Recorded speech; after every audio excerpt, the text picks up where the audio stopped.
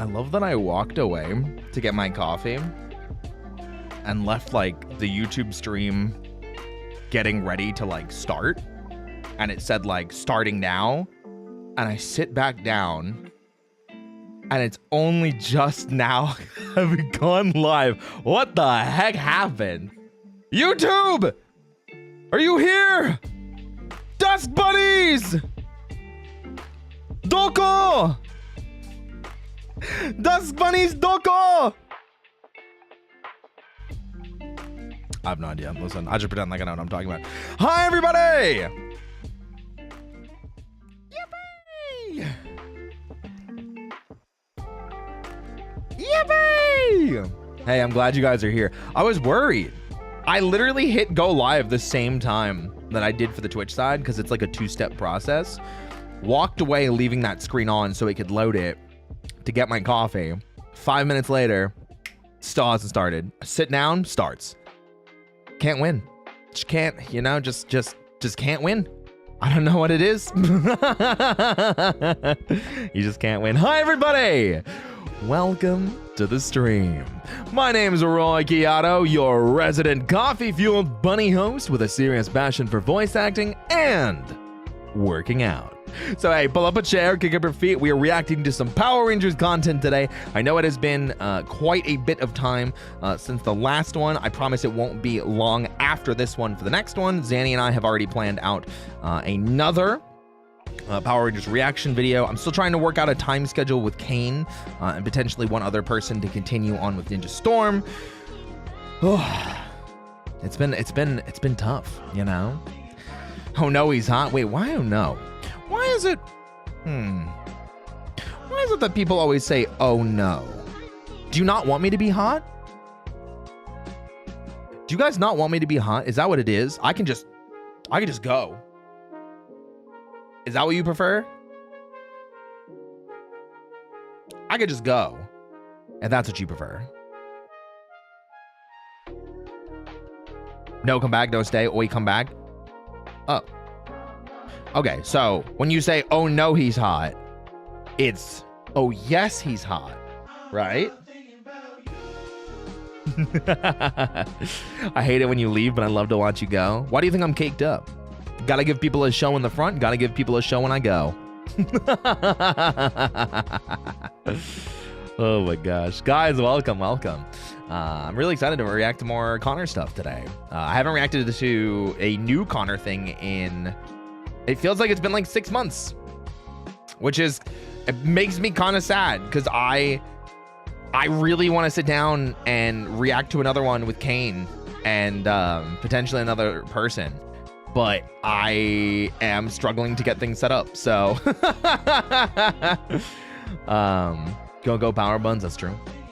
I like big butts, cannot lie. I mean, hey, I like big hearts. It's not my fault that mine is behind my pecs, so, you know. But guys, how's everyone doing? Happy Friday! Happy Friday! I hope you guys are all excited to hang out today, to vibe, thrive, and potentially survive. Did I see that the Mystic Force video was released? Chalk it up, #1, guys. #1! Yes, I did. I got Connor on speed dial. I got Mr. Connor the Waffle on speed dial. I always know when a new video comes out. You know, I always know. Rain, thank you so much. Glad to be here, Roy. Roy turned from pretty. Wait. Glad I got to be here when Roy turned from pretty. What's the full thing for this? It's like not letting me see the full thing. From pretty to hot. It's been a fun 8 months. Can't wait to see more bun-rific moments. Hey! Well, thank you so much for saying so. I really appreciate that. Thank you. Wow. Bun fun day. True. #1. So true. What's up, Jimmy? Connor looks under his bed to make sure Roy isn't there. No, I'm with him in the gym. Even if he doesn't know I'm there. I'm the person next to him working out. He just doesn't realize it yet. So, hi, Gothic. What's that? Yeah. But aside from Power Rangers, guys, we got to release a new audio roleplay today, and you guys seem to be very much enjoying it, which makes me very happy. In case you guys didn't know, we put out a new audio roleplay with Sayu today. It was a bunny bounce club, so you get to see myself and Sayu in bunny suits in the bunny bounce club. So yeah, if that is your kind of thing, you like the audio roleplay, you like the voice acting, go check it out. It's a blast. And I had a really good time with it. It's morphin' time. It's always morphin' time. Oh, it's always morphin' time. Absolutely. 100%. You ate, thank you. Sayu vtuber. We got to get him a bunny suit now permanently, clearly. Anyways, hi everyone. The audio roleplay was cute. Thank you. How you doing? I'm vibing. I am doing pretty well tonight. Can't make any major complaints. I feel like I'm waiting for something bad to happen though. I will say that, and I don't know why. Do you guys ever get those like really like bad feelings? Like you're waiting for something negative to happen, but you got to keep pushing on anyway. You got to keep doing the good stuff. I'm about that happens. Sorry, true and real. Yeah, that's just kind of where I feel like I am right now, and I don't know why. I can't particularly think of something. Am I anxious? I don't know what I'm anxious about. I finally got to announce some cool stuff. Like, hey, I'm going to be at WeebCon next weekend. So if you're there, you can come meet me in person. I'll flex for you or something. Sign some autographs on posters and things like that. I get the feeling all the time when things go well for me. I think that might be what it is. Things have been going really well since like debut. And I feel like it's like high time for me to get my shit rocked. Does that make sense? Usually it's just your brain can't say difference between usual anxiety and dead anxiety. Dead anxiety. Am I gonna die? Hi, Fifi. Hi. You know, buff buddy to keep you company. Yeah, that's absolutely what it is. 100%. 100% too. Yeah, absolutely. Yeah, I don't think I'm like I'm in a bad like state or anything. It's just one of those like I want to go to cons so bad, but I have no time to go, sadly. That is a mood. That is a very very relatable mood that I have definitely felt before. So close yet so far. I really hope the meet and greet goes off successfully. Thank you. I'm really excited to go to this WeebCon specifically, because this will be my first time being a guest at WeebCon. And getting to be a guest at a convention where so many voice actors are going that I look up to. I hope I get to like sit down and talk to them. You know what I mean? I really want to say hi to Johnny Young Bosch. I want to say hello to Robbie Damon. I'm obviously going to say hi to Stella and Sayu. I want to say hi to Richard Horvitz because it's been like 2 years since I trained with him.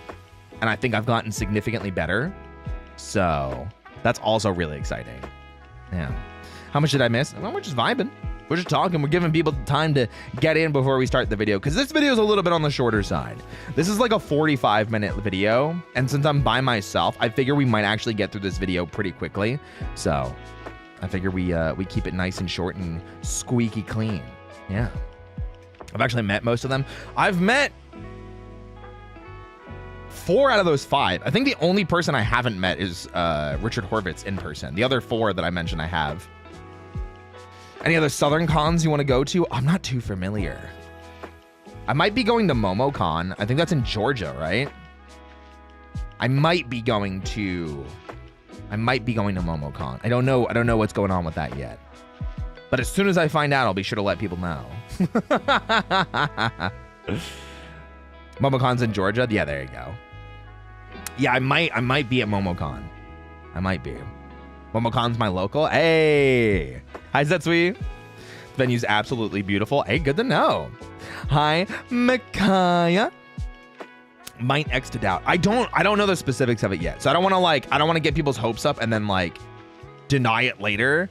So wait for an announcement. If you see an announcement, it's happening. If you don't see an announcement, well, there you go. So there we go. What's up, Red Rob? The Red Disney Maniac. Whoa. Disney. Start manifesting for an announcement. Yeah, I mean, it would probably come, because like MomoCon's in May, right? So it would probably start coming soon. Hi, Roy and Dusk Bunnies. Hi, Orion. It's always, oh my God, this is, all right, can I tangent for a second? Do you guys mind if I tangent? Do you guys mind if I tangent? Do you guys mind if I tangent? Do you guys mind if I tangent real quick? Mind if I tangent? I love seeing other people from other communities come in with like the different names, where it's like, and I'm sorry to put you on blast, Orion, Lem's Lil Bird Bun Uwu. I don't know why, it just makes me really happy on the YouTube side, of course. It makes me really happy when it's like Rizar's personal, fashionista, or, Club Another Brand Sniper, or Lem's Little Bird Bun. And it's like, I don't know what it is, but it just makes me happy. It makes me happy that people that I've spent time with, I've made an impact in their lives and their community's lives, that they want to come spend time here too. And but now I want to spend more time with Mlem and Rizar and Zanny and all these other amazing people that I haven't had the chance to spend time with in a little bit. I really should just get better about planning collabs sometimes, but maybe I was a little greedy this week. I wanted to spend time with the Dusk Bunnies because this is my last stream for the week, and I'm looking forward to spending it all with you guys because it's our last stream. Yeah. Mods cherish this month. True.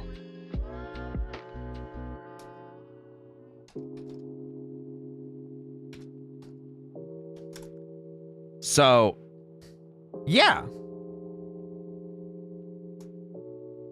One sec.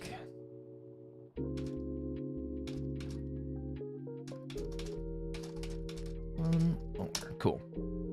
Getting some stuff ready for tomorrow. Also, fun announcement for tomorrow. So, I'm excited for that.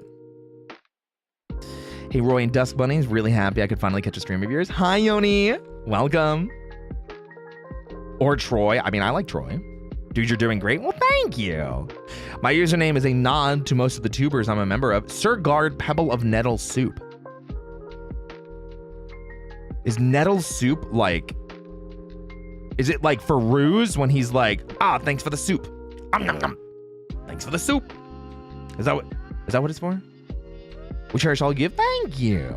Stuck that way for 14 days. Wait, does YouTube not let you change your name more than every 14 days? Oh, I didn't know that. Wow. I love it when I'm watching Nick or Zanny and you pop in. Roy is the netherling ever.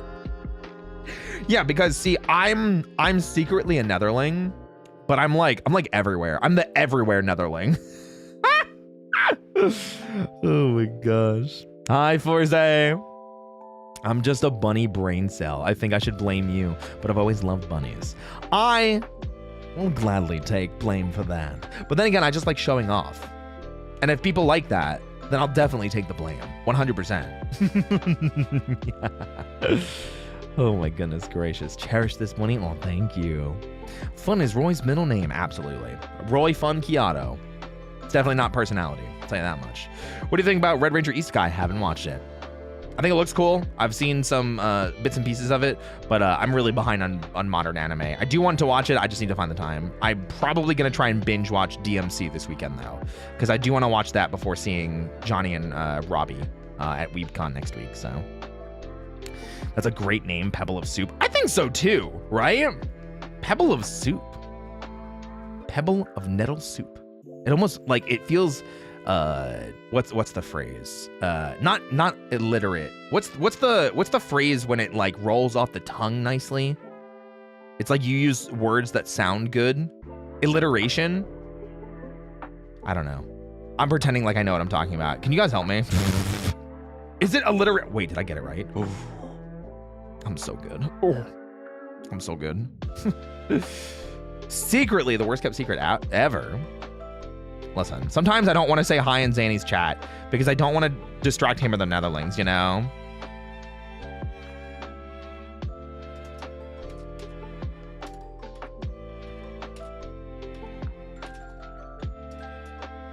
Yeah.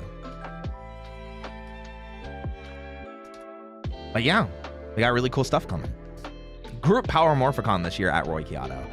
Oh... Probably not. Not unless they invite me as a guest. like to physically be there. If they invite me digitally again, absolutely. I'll talk to Connor about putting on another panel. I think that would be really fun. I think that would genuinely be super fun. Because of my pure blue Nuzlocke, do you mean red? It makes me want to do one in Apif? Apif? I don't know what that is, but hey, I wish you the best of luck. I hope it goes well, Kofi. Alpharad's Mario. Oh, I did hear about that. I actually do want to try that out. I'm torn between doing that next or doing Poke Rogue. And I know they're two very different games, but I kind of like didn't want to do two Pokemon games at the same time. You know? I heard that the DMC cartoon is bad. I didn't hear it was bad. I just heard it was very different. And it has some really good parts and it has some really bad parts. So, yeah. Love the model. Super cute. Thank you, Sakura Alien. Arigato ne. I really enjoy you popping into Futon's chat randomly. It makes me so happy. I also feel bad for... I'm like the weird friend that's like, hey, I'm here. But I like, don't worry about me. I just wanted you to know that I'm here and I support you and I love you. I'm waving, like you guys can see me waving. But like, I feel bad because like, I feel like anytime like I say hi in a friend's chat, it's like the next 5 or 10 minutes chat is just like, hi Roy, hey Roy, whoa, it's Roy, hi Roy, what are you doing here? And I'm like, guys, I'm just saying hi, it's okay. Like focus on them, it's their stream, they're entertaining, trust me. Oh my gosh. Enunciation could be that too. Coffee is a soup. Oh, it is bean water. You're right.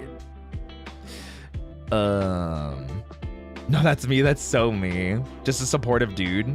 I need a disguise. I do. Get loved on nerd? That's crazy. How dare you? How dare you love on me?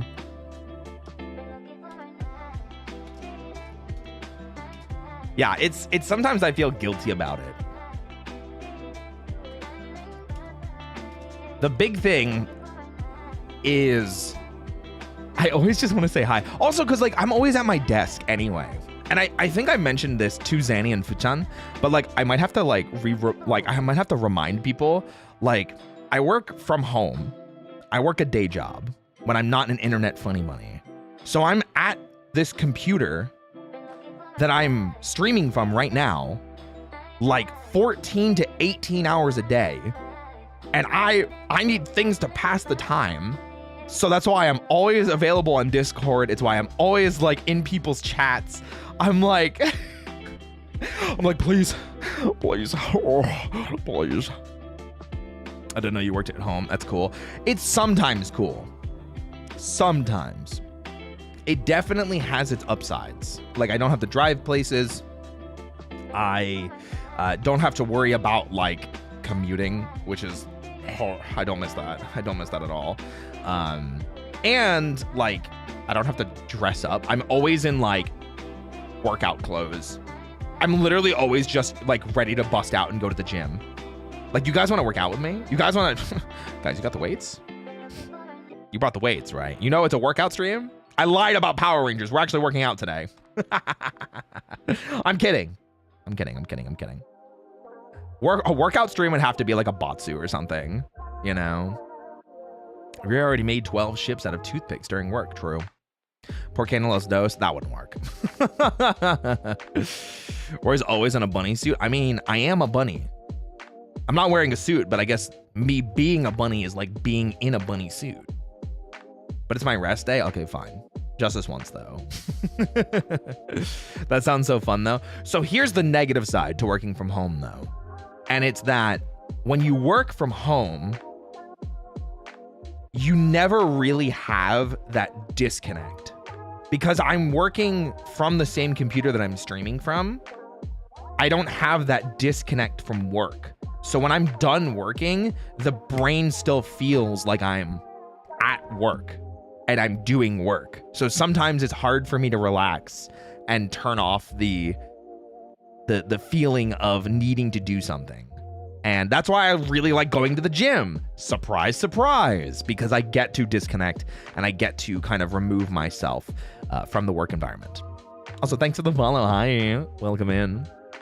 Holy cow. What are we talking about? Cow-kinis now? That's crazy. Dying inside these walls, true. Why is the first thing I hear I'm ready to bust? I don't think I said that. I don't think anyone said that. I don't know where you heard that from. Genuinely, I'm confused. Did I say that? Did I say I was ready to bust? I don't remember saying that. I feel like I'm getting gaslit. I feel like I'm getting one guide. Am I getting one guide, guys? Insane.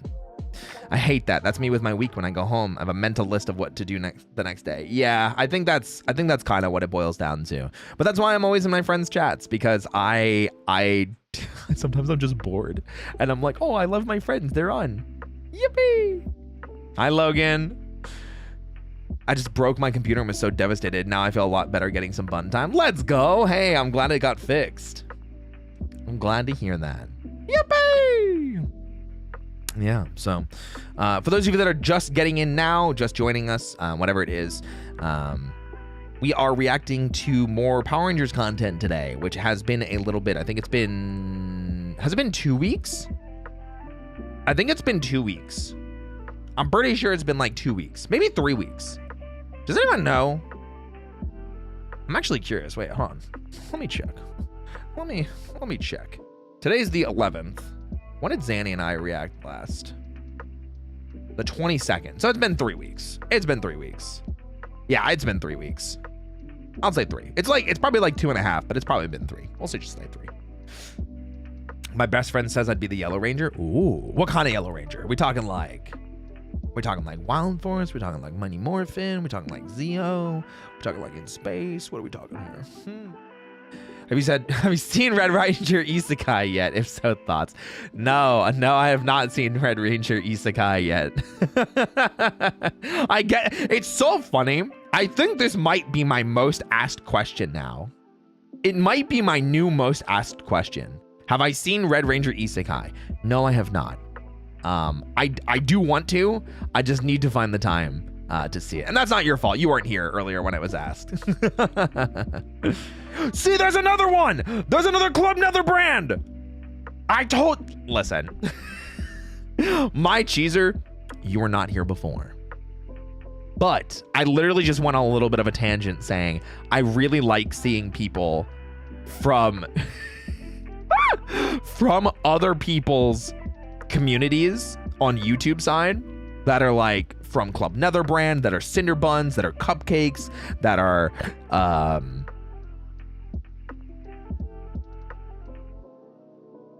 I'm trying to think of like other people's. The Confidants. There we go.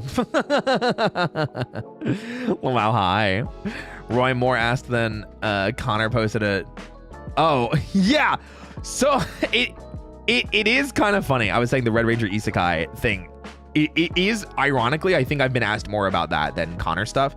I think most people stopped asking about the Connor videos because Zeus unfortunately graduated. So like we've been trying to like find the right time for Kane and I to kind of get back together and do stuff. But Kane also then just had a debut, and then I had my debut. So it was schedule wise, it was just easier to kind of start over with Zanny. And that's kind of why I grabbed him by the hips. You know, I grabbed him by the hips and pinned him to me. And then we just started watching Power Rangers stuff. So I wish we could have a new Power Rangers season. But at least I own all of them on DVD, so I can rewatch them. I have up to RPM, but I don't have any of the Neo Saban era. I probably should put those on my throne at some point. Oh, I still need to fill out my throne for my party, or my birthday. There we go. Aliu! Mystic Force Yellow and Dino Thunder personality-wise. Ooh, good picks. I like those. Zeus graduated. Yeah, it was like 2 months ago now. It was like 2 months ago. I didn't know they graduated. Sorry to hear. Yeah, that's been a big reason why we haven't been reacting to the Power Rangers content, because she's gone. So I'm sad now. I liked her. I did too.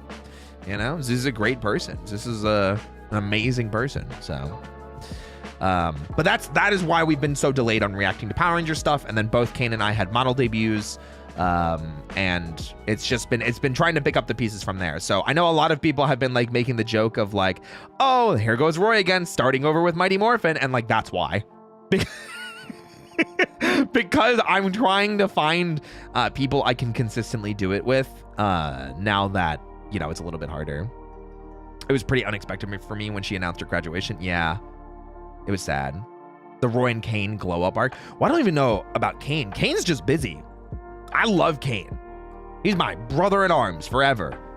But he's been very busy recently. So that's why I like reached out to Zanny. I might see if Athena is also free to kind of like go through things again. I'm sure like him and Zanny would get along really nicely. The three of us together, you know, reacting to Power Rangers content. I wonder if 3 people would make it better. What do you guys think? 2 people, 3 people? 2 people, 3 people. 2 people, 3 people.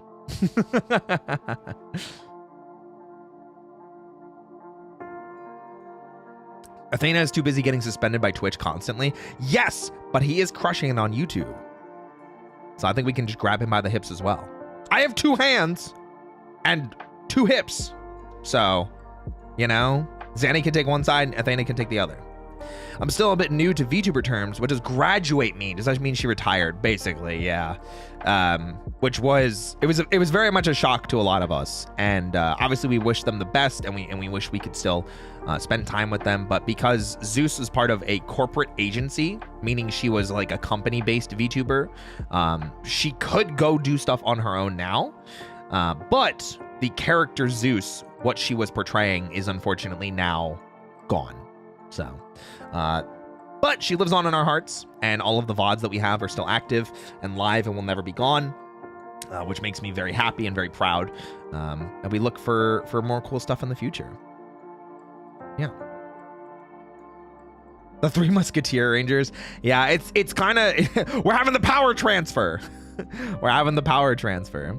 Power Dusk Bunnies, yeah. The more the merrier. I think 3 would be cool. I'll talk to Athena after stream, see if he's interested. I know his schedule is a little bit more complicated than Zanny's and mine, but I think what we might do is finish Mighty Morphin and then see if Athena is interested after that. Which I think hopefully Zanny and I can finish Mighty Morphin in one more stream. Because I think we're in like the midway point of season 2, you know? That's Athena's complaint lately. Yeah, but I stream at night.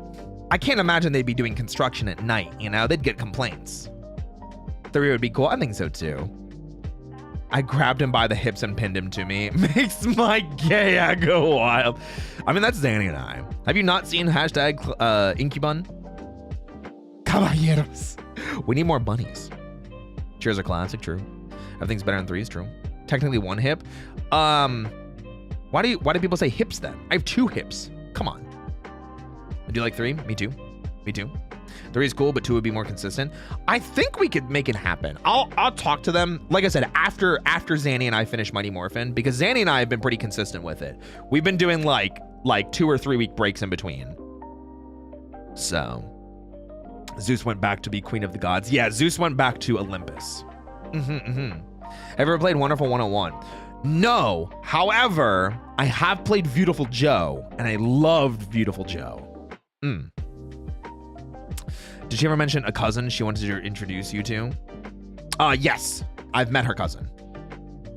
They're very nice. What up, Poseidon? Scheduling. It's literally it literally just comes down to scheduling. But Poseidon was there for the Mighty Morphin one, but I don't know if they were interested further than that. I wasn't sure just because they didn't seem to express it to me. Not that they had a bad time. I'm sure they enjoyed themselves, but like, you know, like after Zanny watched the first video, Zanny came back to me and was like, when's the next one? After Athena and I watched the first one, Athena was like, when's the next one? What are we doing next? So hope they're doing good in that place. Yeah, me too. Incubun, yeah. Oh my god, I'm so behind on messages. Wait, I'm gonna scroll down a little bit. Did Poseidon graduate as well? No. Poseidon is still going strong, and they're leaning into their trading card game stuff. Yeah. What was better than having a paywall? Just remember, despite the injury up the stream, ads also support Roy. Yeah. So how I have ads set right now is we have them set to a certain number, so that way there's no pre-roll ads. So yeah. abs is controlling the stream? My abs? I mean, I do have pretty nice abs. You can't really see them too well under the vest. I think I've got pretty nice abs. Yeah. Hi, Roy. Hi. If you talk to Zeus' cousin, tell her Zeus we wish her the best. Yeah, of course. Have you ever been to Greece before? No, I have not. It seems cool though. I've seen pictures and stuff and videos after watching Epic the Musical, because they went there to do a bunch of stuff, you know? I miss Power Rangers, to be honest. Well, hey, you picked a good night to tune in. Yeah. Hello. Or his abs hold too much power. It's funny, like, people... Wait. Can I, like... If I do this, you can't see, like, too much, right? Hold on. There you go. You can kind of, like, see the abs a little bit. You know? I'm not showing you everything for free. I'm not showing you guys everything for free. Not for free. Have you ever watched Precure? No. No, I have not. Who keeps taking off my shirt? Guys, we haven't even gotten to the video yet. It's a very grabbable waist. I mean, yeah, but do you have a point? Abs means anti-blocking system. Huh? You mean ABS? Damn. What do you think about Gojuger so far? I have not. So what's really funny is I'm not actively watching it, but I feel like I keep seeing like almost weekly breakdowns of episodes. So like I'm kind of caught up with it without having watched it. You know what I mean? Because I tend not to watch modern Sentai because I'm trying to catch up on my own, but then I've been slacking on watching that as well because, hey, surprise, free time. Have you seen that one recent clip yet? The sniper shot? I have, if that's what you're referring to. Sorry, I love Precure. I'm not a big magical girl person. Magical boys, though, listen. Get some hot, beefy men and some colorful outfits with magic powers. I'm in. So Roy, for your workout, did you cut out a lot of sugar? Yes and no. I try not to demotivate myself from food, but I'm gonna be real. I think I'm gonna start doing that. I made a progress picture today. If you guys didn't see it over on Twitter or Blue Sky, depending on what platform you're on, I made a progress picture today of just muscle growth in general because I was feeling really proud of my arms after today's workout, and friggin' loved it. But I was also expressing my sadness that like I started a cut like a month ago, and I'm only down like a couple pounds, and I wanted to be down like a solid like 10 to 15 by now, and I'm not. And I'm sad about that because I actually went up when the cut first started and then started going down again after I went up. So I'm kind of like, I wanted to be down more. Yeah. She had the olive tree from the founding of Athens. Myth is actually right next to the Temple of Athena. No, I did not. Interesting. I saw that on a YouTube post. Yeah, I posted it as a community update kind of thing. You got extra muscle, so that weighs more. Yeah, but it's like, I still want the number to go down.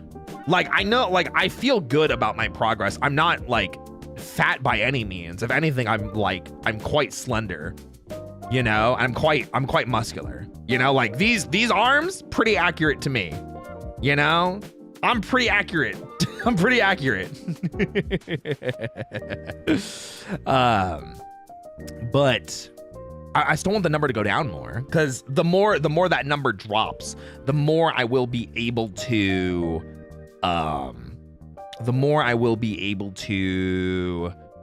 show the muscles more consistently. So now it's like the workout routine is good. The rest of my fitness journey now is in the kitchen, which is, I think, where I'm struggling the most. I want to draw you as a magical bunny boy. Just make sure I've got the guns out, okay? My magic is casting fist. Oh my gosh. I want to be Power Rangers fit. If there's any Ranger that I would want to be as fit as, it would be like David Yost or like, oh my God. I don't know how to pronounce his last name. Brennan from Dino Charge. That man was fit. He stole his fit. I mean, insane. The magic is catch these hands. Surprise! Absolutely. 100%.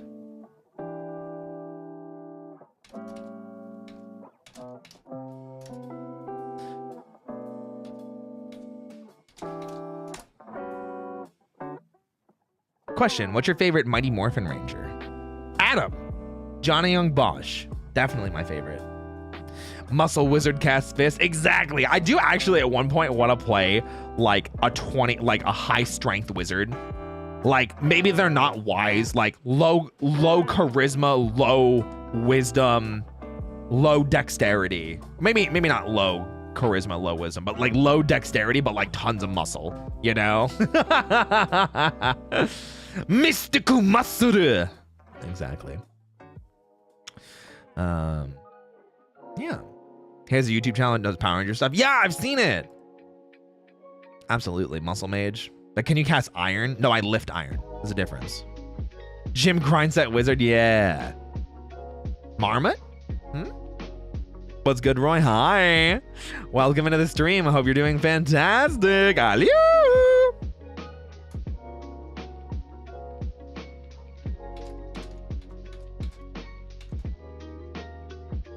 All right, guys.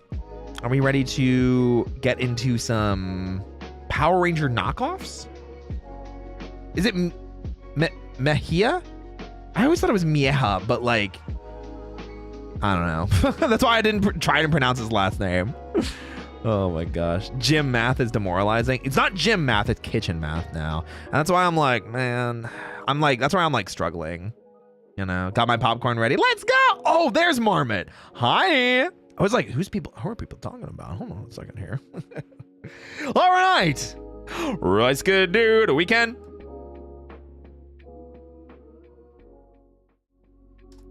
Yippee! All right, I'm just grabbing everything.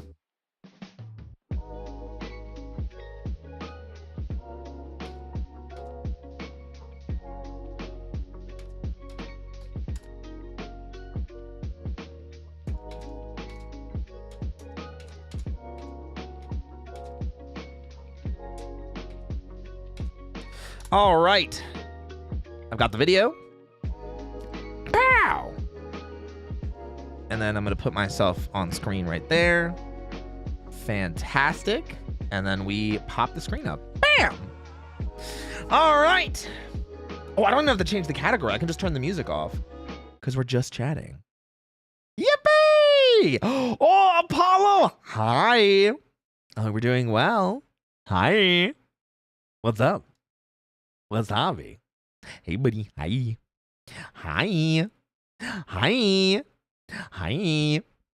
V3. Yeah, I guess he's going to talk about Kamen Rider. V3. I actually liked V3. V3 was fun until Rider Man showed up, and I hated Rider Man. Rider Man was garbage. I love Kamen Rider. I wish there were more ways to... I'm going to complain about this every single time I get the chance. I wish in the US it was easier to legally consume Kamen Rider and Super Sentai related material. Oh my God, Final Fantasy on the brain. Materials. Because we only have a certain number of seasons of Kamen Rider. We only have a certain number of seasons of Super Sentai. And before you guys go, oh, Shout Factory, oh, Tokushoutsu. Yeah, they only have like 12 Super Sentai seasons and like 4 Kamen Rider seasons. There's over 50 years on both of them now. I want all of them. No, I don't want to be a pirate. No. I want to support them legally, you know, which is on Netflix. I feel like just throw it on Crunchyroll, you know, just throw it like Crunchyroll. I feel like it would be a slam dunk. I feel like it would be a slam dunk. Let's hope Kamen Rider Global pops off. Yeah. Yeah. Anyway, enough talking about bugs and Apollo. Guys, do you want to jump into the video? Let's start. 3, 2, 1, go. Tokusatsu is a Japanese term for live-action television shows or movies that have a strong presence and heavy use of practical effects. Yippee! With one of the most popular and... Why'd you show 2Q, Practical effects, immediate cut to CG. Oh, wait, are these real? Are these the Zords? These actually might be the toys. Anyway. The most popular and consistent examples being Super Sentai. Yeah. Live-action heroes with the use of fancy suits, giant robots, miniatures, Superhero weapons, time. gear, and explosions, just to name a few. But outside of Japan, we really wouldn't have a taste of Tokusatsu until a little show came around known as Mighty Morphin Power Rangers. That's crazy. Technically not true. Technically not true. We did get like a couple dubbed episodes. I think, was it Bioman? Or was it a different, was it Dynaman? It may have been Dynaman. We got like a couple randomly dubbed episodes of like Dynaman or something on the USA network, but they were like parody dubs. It was really funny. But still, like, I think it was Dynaman. Now, Power Rangers is not... You're calling Connor a liar? I'm saying Connor doesn't always know everything. But I think it's fair to assume that Power Rangers was the start of it because, like, let's be real. I'm not going to fault him for not knowing that, like, there were 10 episodes of Dynaman that aired on a USA random thing back in the 80s, and there was only 10 random episodes that didn't even tell a concurrent story. You know? Yeah, it was like an abridged dub. Yeah, I'm not going to fault him for not knowing that. I had to learn all of that when I put on my college-level thesis presentation and popped my pecs for Mr. Frederick Knudsen. You know? I had to put on that presentation for 5.5 hours. I did 48 hours of actual work. It was crazy. An original concept. The title of this video is a little silly. I'm sorry. Oh, sure. Tokusatsu has an incredibly rich history. For example, Japan had that Spider-Man TV show that... Emissary of Hell! Orewa, Spider-Man! It's very reminiscent of something like Power. So really funny thing too, and again, being a weird tokusatsu thing, the whole reason why Toei Japan had a Spider-Man show as part of the tokusatsu universe is because Stan Lee and Marvel came in during the 3rd season of Super Sentai, which was Battle Fever J. And then from Battle Fever J to God, what was next? What was right after that? Denji Man? I think it was Denji Man and then Sun Vulcan were the 3 seasons that Marvel directly helped produce for Toei Japan. And after that, they also agreed to let them make a Spider-Man tokusatsu show. And the Spider-Man tokusatsu show is the first time we got a giant mecha in tokusatsu, which is really, I think, super funny that it started in a Spider-Man show. And this was back in the 70s still. Yeah, Emissary of Hell. Today is Friday in California. Exactly. I love that so many people quote that, by the way. The today is Friday in California. And they don't know that that's from Kaku Ranger, which is a Super Sentai season. Isn't that funny? I find that hilarious. Sorry, I'm gonna ramble like this. If you haven't seen any of these Power Rangers videos before, where I watch and dissect Connor's stuff, this is what they're like. I stop it every couple of seconds, give like a 10-minute commentary, and then continue. What, any more Sentai memes? I'll work on it.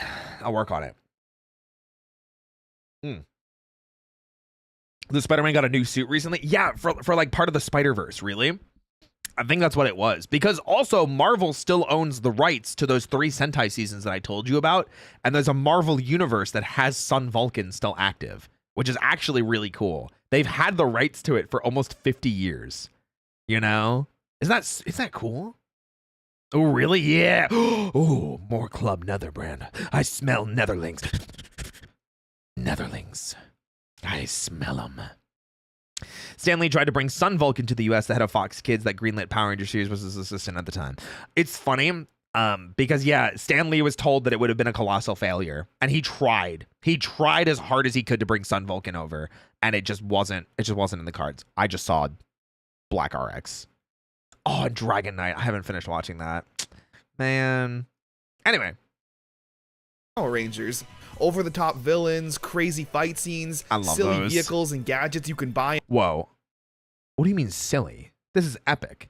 in toy form, a hero in a suit. Spider-Man even fights off foot soldiers like they're the putties. Yeah. Heck, It's even great. Godzilla has Toku elements. Okay. So this is the deep cut. Do you guys know that Godzilla is technically under the Tokusatsu umbrella? So there is universes where Godzilla is in the same universe as like Super Sentai, Kamen Rider, Ultraman, things like that. Do you think we could ever get the full presentation of what you gave to Frederick? I think the VOD. I think he has the VOD. Maybe. I'd have to ask Fred. I know he's on hiatus right now, though. I'll reach out to him and see if that's something that he wants to do. And Zone Fighter. Oh, how else do you explain the Dragon Sword? Dragon Caesar. That's how. Yeah. Anyway, Giant creatures fighting over a city built of miniatures that can really showcase can we just appreciate this for a second? Look at how good that looks. Look how good that looks. That's wire work on like a puppet, basically. Look at that. That's so cool, man. Also, who is that? Is that Destroya? I don't know Godzilla super well. Is it Destroya? Am I right? Dude, look at that shot. I love that. Also, I saw this shot recently too. This shot is nuts. Okay, wait. Let me let the video play. Sorry. Let me let the video play. guys and destruction. These are the same Look at this. Look how cool this looks. It's just on a track and they're just blowing. Because these are like toy models essentially. Because the T-Rex is actually a person in the suit. And then the other ones are just shot and framed differently to be way smaller and like puppeteered. You know? And then they just blow dust. There's a person right here with like a can of like dirt that is running along a treadmill. And they're just moving them along. And again, the T-Rex is on this pedestal so they can do like size magic. It's so cool, dude. I love this kind of stuff. fight. So today we're going to simply talk about Tokusatsu. Yippee! Some that were obviously ripping off Power Rangers, others that are Power Rangers adjacent, as well Sure. as whatever Yeah, Akiba Ranger! this is. Shut up! Shut up! We are. Okay. Still makes me very sad. So this is VR Troopers. I'm sure Connor's going to go over this. This was a spin-off series that included Metal Heroes from Japan. Metal Heroes was kind of like a spin-off series that incorporated a lot of other just spin-off Tokusatsu Super Sentai-like things. Heroes that would dress up in these types of outfits. And this combined, I don't know what the two seasons are. I know it's Metalder and or Metalder. I can never remember. I don't know what the second one is. This one was Metalder, Metalider, and the other two were something else. I think they were maybe a Space Cop season. But they combined two separate Toku shows to make VR Troopers. And it's a mess, but it's like a good mess. John Persum. Okay. And Spielman? No, Spielman's Space Cop, isn't it? I don't know. Listen, I pretend like I know. But VR Troopers, really cool. I think came out during MMPR season 3, like 1995-ish. It's not a bad watch. The issue, and this is the issue I have with this really, and I'm gonna say the same thing when we get to Masked Rider and when we get to Big Bad Beetleborgs and Mystic Knights of Tir-na-nog. You cannot watch these shows anywhere. They do not exist on the internet right now, which makes me very legally. There's no streaming services. There's no DVD release sets. Oh, will they talk about Cybertron? Good point. Jason David Frank, who played Tommy, was actually supposed to be this guy in a solo series called Cybertron. But Tommy was such a beloved character on Power Rangers that they had to turn it into something else. I'm not gonna yo-ho-ho, okay? Being a non-pirate Toku fan is pain from what I've heard. Yeah, I'm in pain. There's no way to legally watch this show anymore. It's almost lost media legally. So is Beetleborg. So is Masked Rider. So is Mystic Knights of Tirnanog. It's crazy. We are. After the rousing success of Season 1 of Mighty Morphin Power Rangers in 1993, Saban decided to expand on his Japanese toku adaptation universe, creating VR Troopers in 1994. It was 94. I couldn't remember when it was. I guess it was right after MMPR Season 2 was in its prime. Also, this is Brad Hawkins, who you may recognize as a prominent voice actor today. He is the Goblin Slayer in the English dub. And he also is the voice of the Gold Ranger in Power Rangers Zeo. So very cool. Love his work. I think he's fantastic, genuinely. VR Troopers is pretty much literally just Power Rangers. Yeah, but it's kind of cool. It's kind of cool. We follow 3 teenagers with attitude, if that attitude was positive, considering they do karate and are nature activists. Sure. Ryan, Caitlin, and JB. They do karate at the dojo. They're nice, upstanding teens that have that 90s cheese we all love so much. Gotta love it. Well, JB and I just showed them what they can accomplish if they work together. Okay, so here's the main premise. There's an evil real estate tycoon named Zictor, who has Zictor. I always love some of the names from the alternate toku shows that we got, because it's like, how do you know they're an evil person? Zictor. Yes. Wait, I wonder if they'll show the transformation. Watch this. a pet lizard. I guess that indicates he's evil. He's consistently tearing yes, pit lizard. Evil. down neighborhoods and nature spots to build nuclear power plants. Whoa. That's still relevant today. That's crazy. Anyway. However, he hides a dark secret. Oh, here we go. Trooper transform.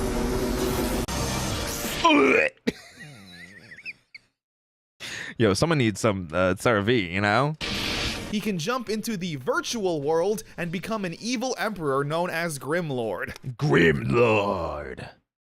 It doesn't have the same ring as Lord Zed, I'm just saying. And I guess he can somehow take that into the real world Sure. and cause destruction. He doesn't appreciate the teens with their stupid activism, so he sends these flying monsters to destroy them. Yeah, Eventually, that'll they work. come across a Portal or a gateway. which Wait, hold on.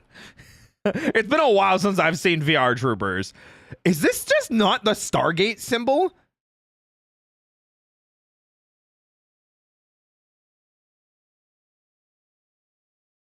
Is this just not like one of the symbols from Stargate? It even has like the curl. Yeah, from SG-1, right? It's just small. Anyway. transports them to a lab where not Zordon gives them their virtual boys, allowing them to now go into the VR world, which I guess then gives them superpowers in the real world. Listen, don't worry about it, okay? We are VR, Trooper Transform, okay? Trooper Transform. That's all you need to know. Grimlord sends down a monster to attack Earth. So what better time to try out these new powers than now? It's morphin' time! Trooper transform! Oh, sorry, Trooper Transform. First of all, I actually think Trooper Transform goes hard. I'm just gonna say, listen, I'm gonna say it right now. Trooper Transform! That goes hard. It's got the, we talked about this before, it's got the alliteration, Trooper Transform. It's got the two syllables, and it's got the you know, it's got the Trooper Transform. Anyway. I love it. I also think the morph sequence is dope. Looks super good. I know it's pretty much just ripped, and then they kind of just took the headshots and staticky digital effected onto it, but I think it looks cool. I think it looks really cool. Where then, of course, now the show then becomes good, since we're just watching. Damn, Connor. Damn, Connor. All right, Connor. All right, I see you. Watching Japanese fight scenes. What's fun, though, is that we actually get to see a lot of the fights. If you remember, in Mighty Morphin Season 1, we didn't actually see a lot of the fights in great length. We'd usually just see the Rangers get beat up until summoning the Power Blaster.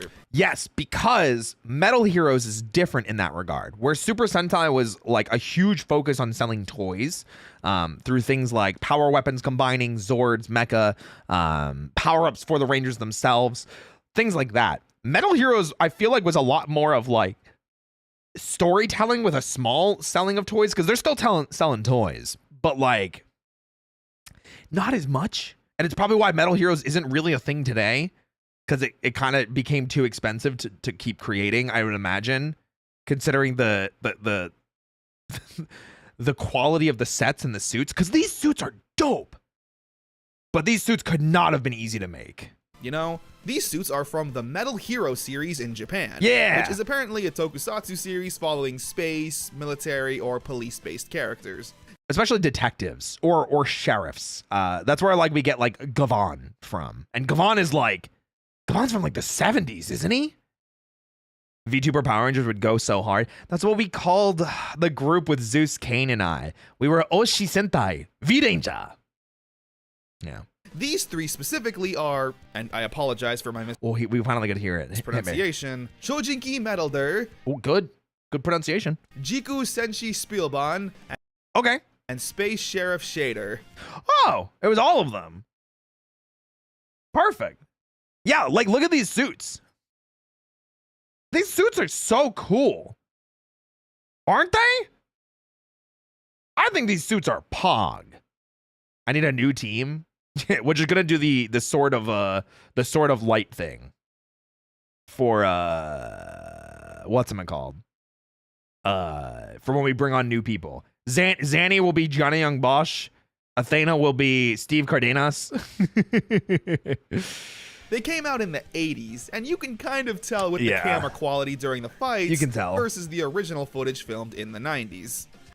Which is kind of funny because it's almost the reverse, where like the camera quality from like Zyuranger to Power Rangers looks better on the Zyuranger side, but you can still tell it's Japanese. I almost think it gets masked better because the footage is from the 80s. And we see that again in Kabuto Fighter and Jugo B Fighter, and then for Masked Rider versus Black RX. However, since these three are from completely different shows, this means that the three teams were rarely fighting alongside each other. Yup. Every episode would find a reason to separate the team so it could explain why one trooper is fighting by themselves. True. The only time all three troopers fought together and on screen at the same time were either in the unmorphed fights or the battle grid fights. I'm not too sure what the battle grid is. It's just a Battle reason to grid fight fights. inside the virtual reality. But this is all original footage, which includes the suits. Which I forgot about these. These are just Power Ranger suits. But wait, they kind of go hard. They kind of go hard though, right? I think these look kind of sick. These look kind of sick, right?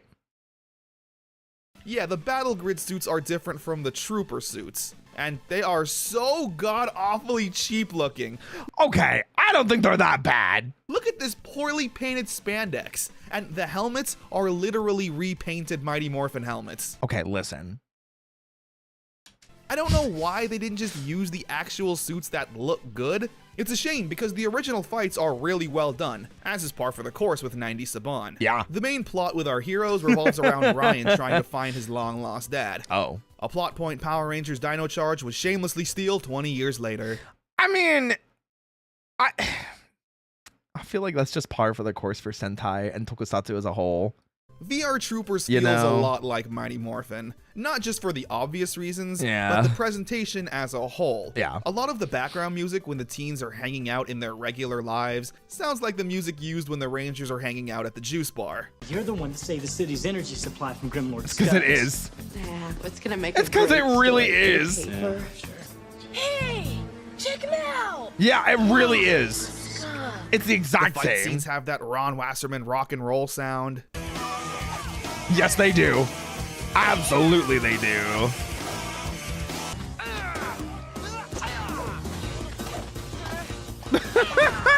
And even just looking into the camera before shouting their morphing call. Also, Okay, to be fair, that goes hard. And listen, they do that in Super Sentai as well. Okay?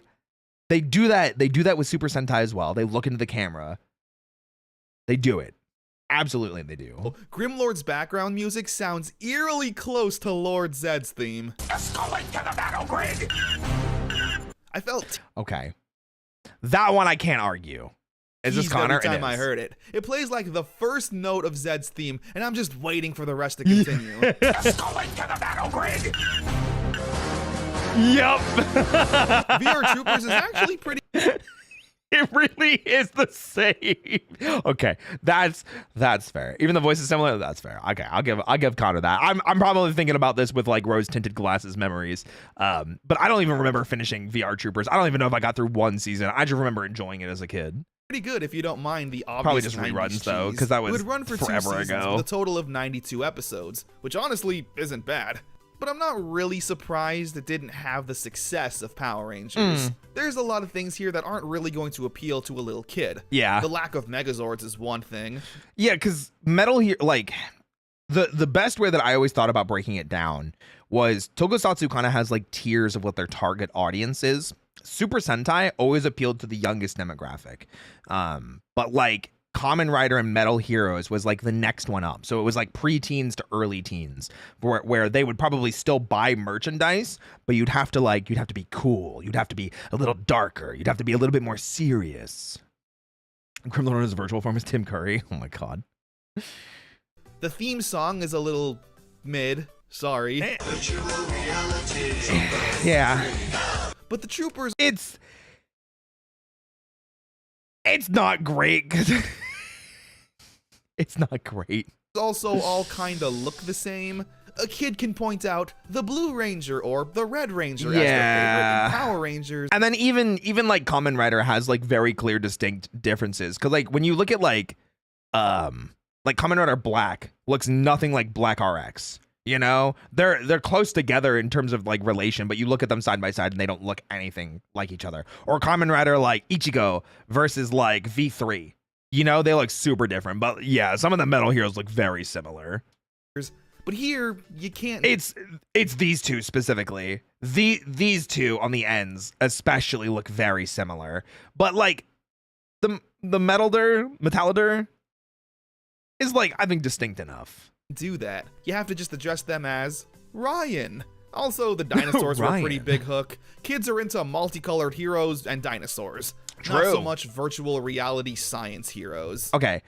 That's because virtual reality really didn't take off that much in the US, and the Virtual Boy was kind of a colossal failure, and I'm gonna blame that partially. But that's just my theory. Don't Yeah. get me wrong. The show is actually really good. A lot Yeah. of effort went into it, and the fight choreography. That's enough to really win me over. Which is ironic because, like, I don't know why Saban picked this of all things. Like, obviously he just kind of like dipped his toes into every tokusatsu thing, but like my curiosity especially is like, why didn't he pick Ultraman? Oh, because it's not owned by Toei Japan. Duh, that's why. But yeah, literally took Metal Heroes, took Jugo B Fighter and Kabuto Fighter, took Kamen Rider. Never mind. Sorry. Now, there was actually a pilot for the show called Cybertron, and yeah! it had Jason David Frank, aka the actor for Tommy, as the lead. Yep. This was when Tommy was written off of Mighty Morphin after he lost his powers. And coincidentally enough, it was actually Brad Hawkins, the actor for Ryan in Yep. VR Troopers, who was supposed to become the White Ranger in Season 2 of Mighty Morphin. Ironic because I think in the video that Connor is referring to, he mentions it. And it's like, it's Brad Hawkins. And then he goes into like a small spiel about VR Troopers, but hearing it come full circle now is kind of funny. Honestly, if Jason David Frank was in VR Troopers, maybe it would have been more successful? I don't know. Respectfully, all the actors in VR Troopers were not good. Okay, listen. Damn. You don't have to cut him that deep, Connor. You ain't gotta cut him that deep, okay? Subaraya is very protective of Ultraman brand too. Yeah, absolutely they are. I would not be surprised if they didn't want it to come to the US in some sort of localization. Though it does get dubs, which is kind of cool. Very Goosebumps-esque. You were right, Dad. We're You all were right. brothers and sisters on this earth. There's a lack of excitement and energy that needs to come when doing a show like this. And JDF absolutely brought that in Cybertron. Yeah. Hey, let me give you something to remember me by. Along with the Go Green Ranger Go song in the background, but with the lyrics replaced with Cybertron. Yeah, but that came before Go Green Ranger because this pilot was filmed before the Go Green Ranger song was was out, which is kind of funny that they just repurposed that song for Go Green Ranger. It's so hard. I agree.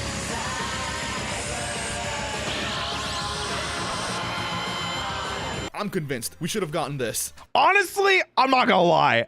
Music like that, if Ron Wasserman like really did a score for Cybertron, it would have been kind of sick. Like, did it proper like that, and it was just JDF, man. Can you imagine the universe where JDF left and did this, and we didn't get Tommy to come back as the White Ranger? That would have been crazy. Overall, VR Troopers will go down in history as a charming piece of the 90s. A time where Power Rangers was so successful and popular, they wanted to build a whole franchise and brand around this concept. Helping introduce tokusatsu to a Western audience. That would have been crazy. It would have been nuts.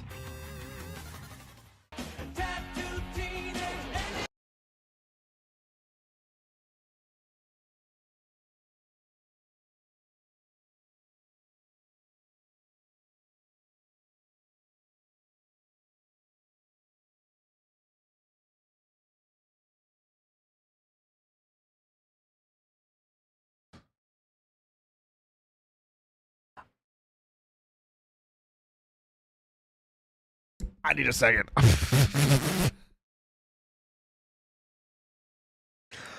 Bro, they're staring into my soul. Oh, okay. All right. Alright, here's a show that actually exists, and I feel pain for knowing about it. Okay. Tattooed teenage alien fighters from Beverly Hills. That is a mouthful. TTAFBH.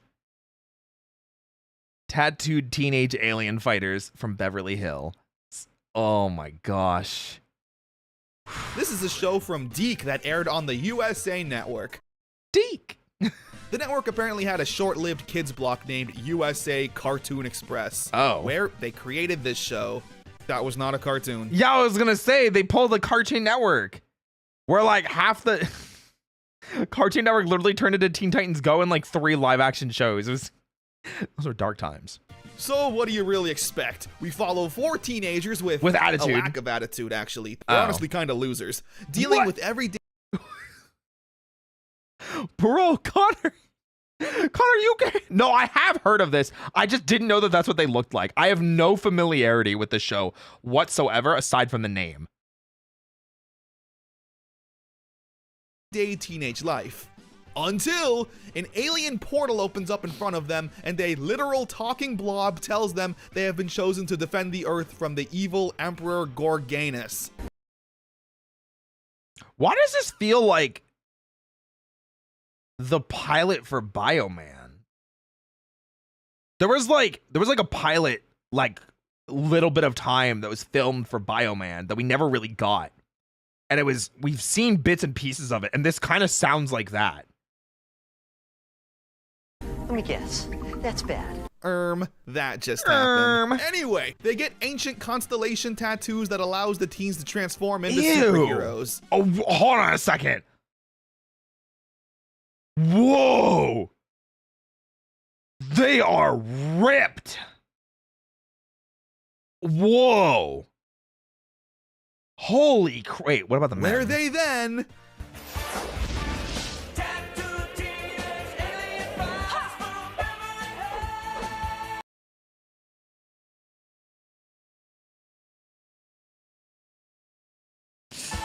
Okay. This is actually real. I swear to God, this is a real show that aired on real TV. Oh. It looks and sounds like a parody. The generic rock song that says the name of the show over and over. Yeah. The god-awful green screen and low-effort fight choreography. This is truly what happens when execs look at Power Rangers' success and don't know a thing about why it's popular. Oh, damn, his arms are kind of massive, though. Can we talk about that? Sheesh. Anyway. The show came out in 1994, so I don't know if Saban just had some exclusive deal with Toei to only let him use their footage. And I think they did, actually. I think they confirmed that later, that no one else was allowed to. That way they didn't have to deal with competition. Because no one else made a tokusatsu show while Saban had stuff. You know, it wasn't until It wasn't until Saban sold the rights to Disney that we got Kamen Rider Dragon Knight. So interesting. Is that a Gridman set? It kind of looks like it, right? Also, thanks for the follow. In-universe parody of the MMPR world. That's funny. The blatant wigs. That's crazy. Already existing tokusatsu shows. But even then, with VR Troopers, at least the original fight scenes were good. They had actual effort put into them. I didn't slow this footage down. Like That's early crazy. AVGN episode. No, not even that. At least there was passion put into those. This is just sad. It looks like it should be a 2-minute parody on All That or something, not a 40-episode show. 40 episodes? Whoa. That's crazy. How did this last for 40? Which, yes, how this was able to get 40 episodes, which, by the way, is more than any Disney season of Power Rangers. Real, but that's Disney. That is Disney. They didn't want to put more money into them. That's Disney. That's not because, you know. Is anyway. Beyond me. Just an... What? She summoned an axe to shoot a laser.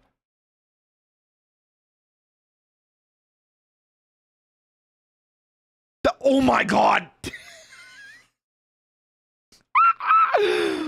Bro. No, please play that again. Please play that. Listen to those sound effects. Hold on a second. Hold on a second.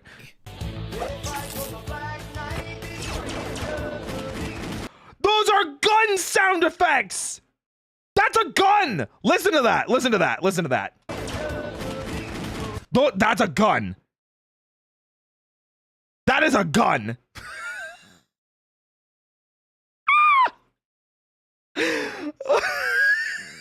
That is wild, dude.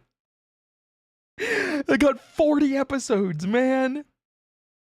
The show's biggest sin is that it usually takes around 12 to 15 minutes into the episode until the teens actually transform and fight the bad guys. Sure. And may I remind you, the show is only 20 minutes, and the dialogue is so poorly written and paced.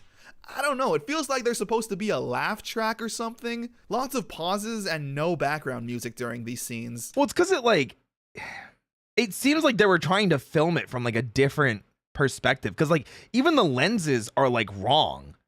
It's filmed like it's a sitcom with how many zoom-ins there are. Like that whole set in this this reminds me of Friends, even though this was before Friends, I think. But like, you know what I mean? Also, Nitro Glitch, hi. Welcome in, everybody. My name's Roy. I'll be your bunny host for today. I specialize in voice acting, and I do love me some working out. We're reacting to a video from Connor the Waffle, who is a friend of mine that makes awesome Power Rangers and Tokusatsu-related videos, commentary, reviews, discussions, things along that nature. And today we're looking at Power Ranger ripoffs, which is just a funny way of saying other Tokusatsu shows or Tokusatsu-inspired shows that we got in the US. So, bad guys. And may I remind you, that's crazy. I don't know. It feels like there's supposed to be a laugh track or something. Lots of pauses and no background music during. That's their mentor. That's their Zordon. That's Zordon, guys. What do you mean? What, you think he just looks normal outside of a tube? That's crazy. These scenes. Count me in. I'm starving after battling that. I've been dying to try their salads. Sure, great day. Count me in. I'm starving after battling that. I've been dying to try their salads. Sure, great day. It is bad in every way. Ooh. At least in Mighty Morphin, if the acting or plot was boring, it wouldn't take long until it's Morphin time, you know? Overall, I guess I'm kind of glad it exists. Why? Wait, but why? Why are you... Go ahead. So the world could see how something so awful could make it on TV, solely thanks to the Power Rangers mania running wild in the 90s. Okay, that's fair. The 90s were a crazy time. They let so many things onto the... Yeah, the sitcom Rangers. I like that. Duty calls. Right. Yeah. After all, we are the tattooed teenage alien fighters from Beverly Hills.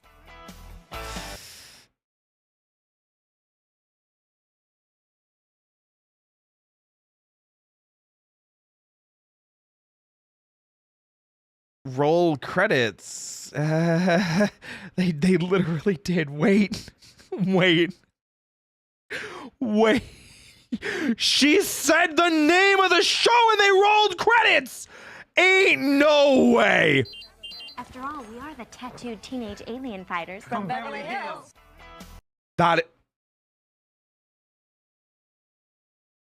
Okay. Does Roy read YouTube chat? I always do. Yeah. I have a combined chat that I can see everything. I just pick out comments to react to in the time that makes sense. You know?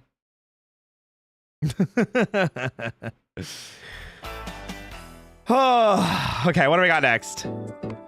Okay, this is just Gridman, right? I didn't watch this, but this is literally just Gridman, isn't it? From what I've heard? Yes? Okay, cool.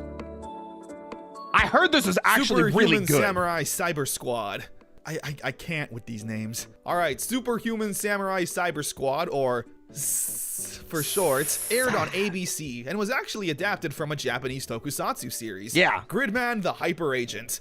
This show. But Gridman is like, it's Toku, but is Gridman Toei Japan though? Because I know Gridman kind of went into like anime, and the anime are like really well received. But this had Tim Curry.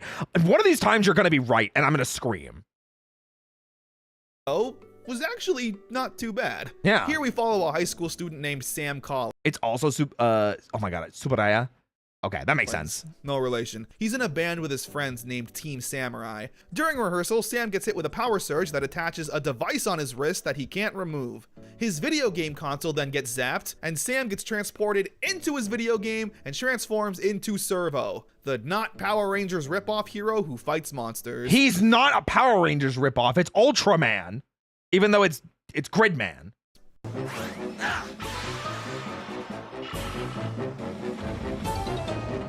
What? Why the dun-dun-dun-dun? That sounds so it's so unnecessary. What the heck? What the heck?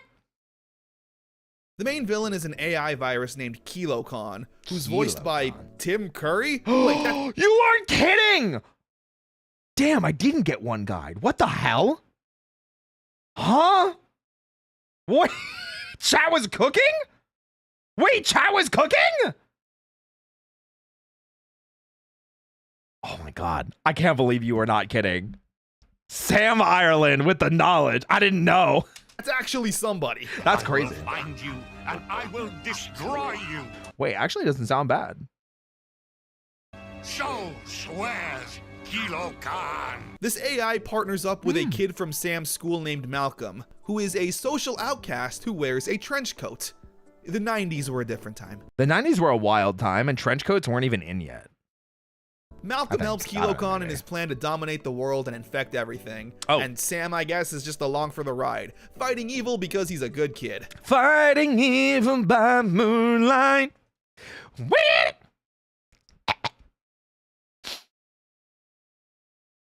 Okay. The presentation is probably the best we've seen so far. The high school kids actually seem to be played by real teenagers, Yeah. not guys and girls in their 20s pretending to be 16. Okay, to be fair, almost every single ranger from Mighty Morphin was below the age of 20. Almost all of them in season 1. I'm just saying. So the childhood wonder and day-to-day teenage life plots actually feels more genuine. Sam just gives off big Disney main character vibes. I'm really sorry. Sam Collins, how could you? Sam Collins, how could you? And my father was furious. I'm really, really sorry. How could you? All of these fights take place inside this computer program. So unfortunately, the setting does get a little repetitive. It's a dark room with miniature. David Yost was 26, so that almost. Because, you know, Austin St. John was 17. It balances out. Buildings surrounding them. The fight choreography, as per usual, is really good. Although it's definitely of lower quality than something like Super Sentai or Kamen Rider. Okay, that's because it wasn't Ultraman, but it was Ultraman, and they didn't want to spend as much money on it. So much so, I thought this was just original US footage. But no, Gridman just looks like this. Yeah. Because it's like Ultraman, Ultraman in the 90s, from what I heard, is like a wild ride, and then like it had like a golden era resurge for it in the early 2000s as well. Same with Kamen Rider. Is that Optimus Prime? No. The show is one of the better Power Rangers ripoffs, mainly because the teenage slice of life is a bit more engaging and somewhat entertaining. It's so funny to like consider this a Power Rangers ripoff, and I understand where that notion comes from because nothing else in America at the time was airing like this, so it's the only thing that you can kind of compare it to. But like, it's just Gridman. It's literally just an English like localization of Gridman. You know? Is that Optimus Prime? I don't think it was, but it definitely kind of looked like him. It definitely kind of looked like him. Isn't Power Rangers a ripoff? It is a localization of Super Sentai, is how I like to put it. Sounds so dismissive. I mean, remember, it's the title. You know, Power Rangers ripoffs. A little weird, but overall, I like it. Okay. I'm Sam Collins. Something really weird happened to me today. I got sucked into a computer, fought a deadly digital monster. Oh, and I found my lost gym sock. So stay tuned. I found my lost gym sock.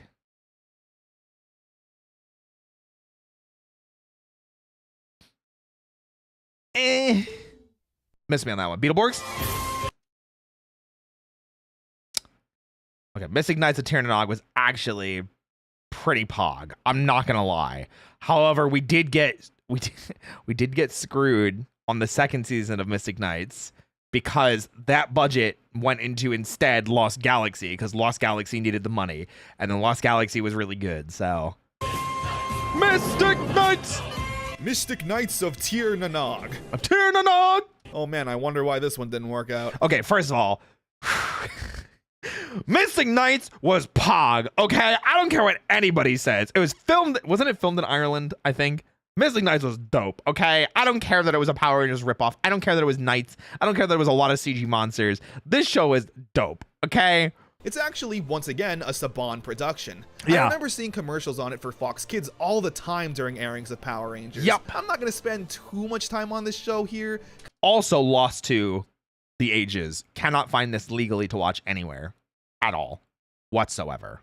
Considering it's not really a Power Rangers ripoff, but it is made by Saban and has elements of Power Rangers. That's the idea. They were like, oh, easily identifiable colored, Rangers or like suits of armor that you could then sell as toys, which they did. I remember these toys. So the similarities are too much to ignore fully. If you needed to describe the show in one sentence, it wouldn't be inaccurate to say this is ye old medieval Power Rangers. We follow our four heroes, Rohan the Orphan Knight, Princess Deidre, Prince Ivar, and Angus. You got the short end of the stick with names. The evil queen wants to— Wait, but he's got a killer steak. I'm just saying. Big fan of Shovel Knights? Listen, you and me both. You know what I'm saying? You know what I'm saying? to take over the land, and it's up to our heroes to stop her. Pretty simple stuff. The Power Rangers aspect So it's knockoff Mystic Force? This was in the 90s, though. comes in the form of our heroes' new abilities, Yeah. each being granted the power of the four elements. The way they activate these powers, though, goes pretty hard. It does. I guess it's technically a morphing sequence. It is! It's so dope! Look at this. This is so dope. Fire within me, earth beneath me, Air above me. water around me. Transforming It's them so- into the Mystic Knights. And these are like real suits of armor that they wore to do their fighting in. These go so hard. And then there's a fifth one, which is the Forest Before Me. And it's so good, dude. They look so good. They look so good. This grants them really cool armor that is kind of Power Rangers adjacent. Yeah. It looks good on a toy. But that's really where the Power Rangers comparison ends. There's Yeah. no insane martial arts choreography or flashy special moves, no Megazords or anything like Unfortunately, that. yeah. The show is actually really well written and presented. Yep. It's about as perfect as you can get when it comes to a live action fantasy show for children. It's super ambitious if I'm being honest. Heck, not just for children's TV, but television as a whole. Yeah, I mean, I feel like the only thing that I could have compared this to at the time was like, what's it called? Xena, the Warrior Princess, and like the Hercules show, where it's like you had these like really, really fantasy driven adult shows, because both of those were obviously made for, teenagers, adults. But this was like, let's take that kind of feeling and make it for kids and make it marketable for toys. And it's kind of funny how it was actually just really well done. I think it was, at least in my opinion. But I'm talking from rose tinted glasses. I haven't seen the show in years. I haven't seen it since I can't even remember the last time. There's one long continuous story, fantastical sets and costumes that go all out, and the acting is surprisingly solid. Is this your best? You aren't fit to lead a battalion. Sure, there's the occasional Power Rangers rubber suit monster villain. Of course. And there's not a lot of fight scenes considering the special effects budget is apparently $5. One long continuous story, solid. Monster villain, $5. So, and the reason for that is because they took a lot of the budget that they had for Mystic Knights of Tirnanog and gave it instead to Lost Galaxy, because Lost Galaxy blew through their budget, and you can see watching Lost Galaxy because they had to make completely original sets, sometimes completely original monsters. Oh my God, Lost Galaxy was crazy for what they tried. But I'm surprised they managed to pull off a high-quality show like this. And in 1998, during Power Rangers in Space? Man, Saban was on a roll this year. Yeah. So that's all I'll really talk about for now. If you want to see a more in-depth standalone video on this show, let me know. I'd love to. I think that would be dope. Connor, you should do it. Guys, if you haven't already, comment on Connor's video that you want to see an in-depth thing of Mystic Knights of Tirnanog. But yeah, the reason why the budget for Tirnanog was so low is because of Lost Galaxy. So that is like a widely known thing, and why season 2 I think suffered a lot from what I remember. To do it. Oh yeah, and the theme song goes unnecessarily hard. Yes, it does. Yes, it does. Mystic Knights. Vampires? Wait, like van, like driving a van? I don't think I've ever heard of this. Hold on a second. Wait, huh? I was gonna say, I gotta know. Yeah, I'm curious now. Also, the Mario Kart music. Oh, you know we're in for something special with a title like Vampires. So what's the deal? 4 ordinary teenagers with attitude are hanging out in the garage because they're all car guys. Okay. But all of a sudden, a meteor hits Earth and our heroes are in the crossfire. And instead of it instantly incinerating them, they transform into this. What the? Beast Wars? Is that Beast Wars? Is that Beast Wars? I do not remember this show at all. Oh no. No way! Oh! What is this? Oh, yep. They are now CGI car heroes. Oh, they're so ugly. Oh. Oh. I'm not familiar with this at all. This is Part Transformers, part Power Rangers. The Power Rangers aspect comes from the fact that the teens can change back into their human forms, but if they want to become whatever this is, they need to bust out their morphers and shout, "Mission Ignition!"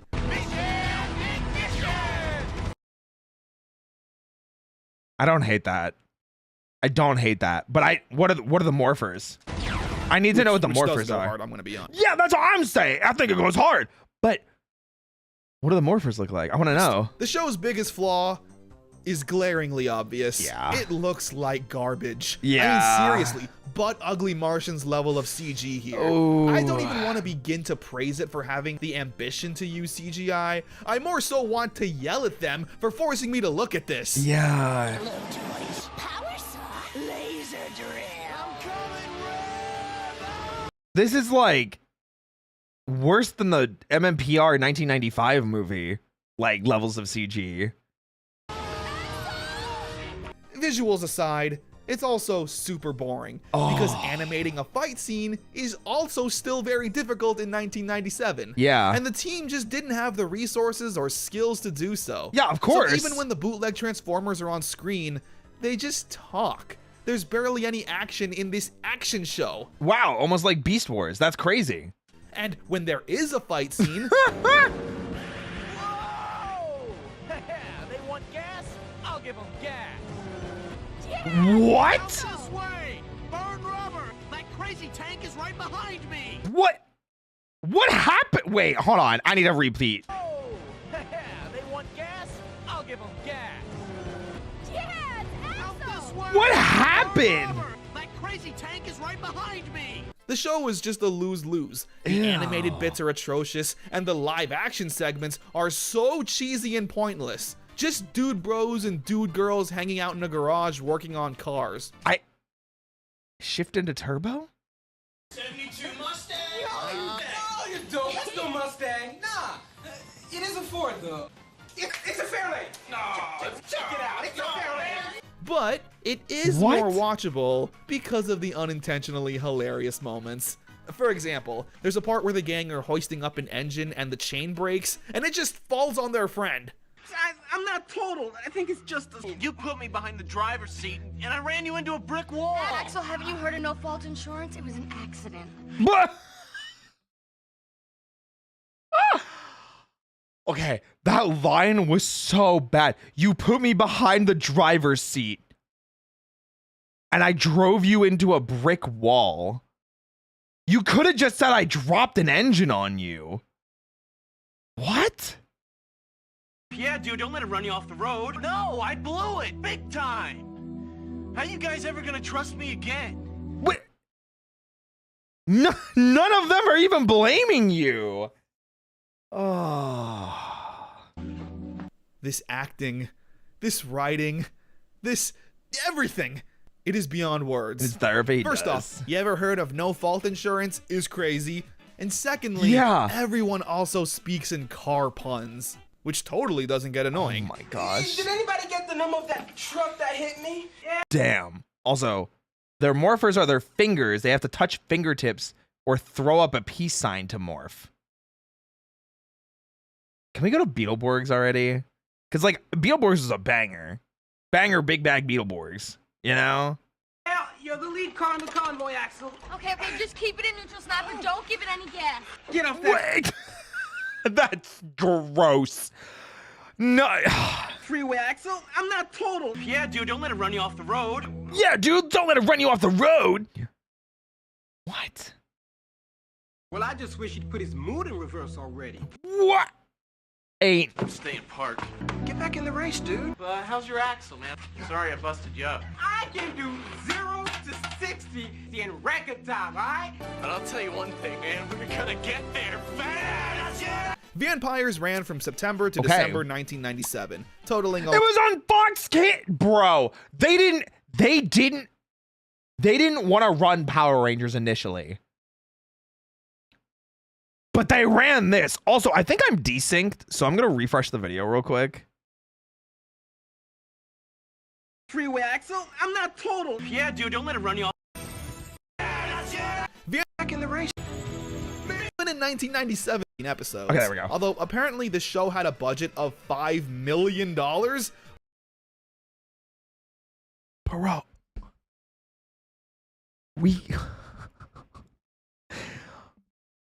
We got this,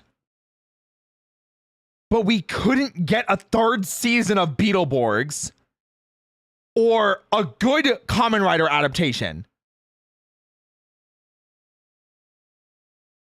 Fox Kids ruined Tokusatsu in America. I'm saying it right now. I'm saying it right now. Which even in 1997 sounds like a lot. That is gross.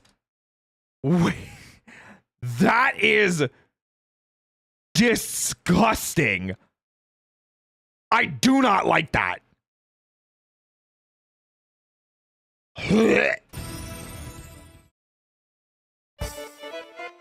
Yes, we're finally here. And again, makes me so mad. Makes me so incredibly mad. Two things. One, this was more popular than Power Rangers during the time of its airing. Did better numbers than Power Rangers did. However, they ran out of footage to use, so they said, you know what? We're done. And they cut it. And then even more, however, again, same thing with Tiernanog and same thing with what was the other one that we already saw? VR Troopers. Cannot find this anywhere legally. There's no DVDs, there's no streaming service that has it. It is just out there. Gone legally.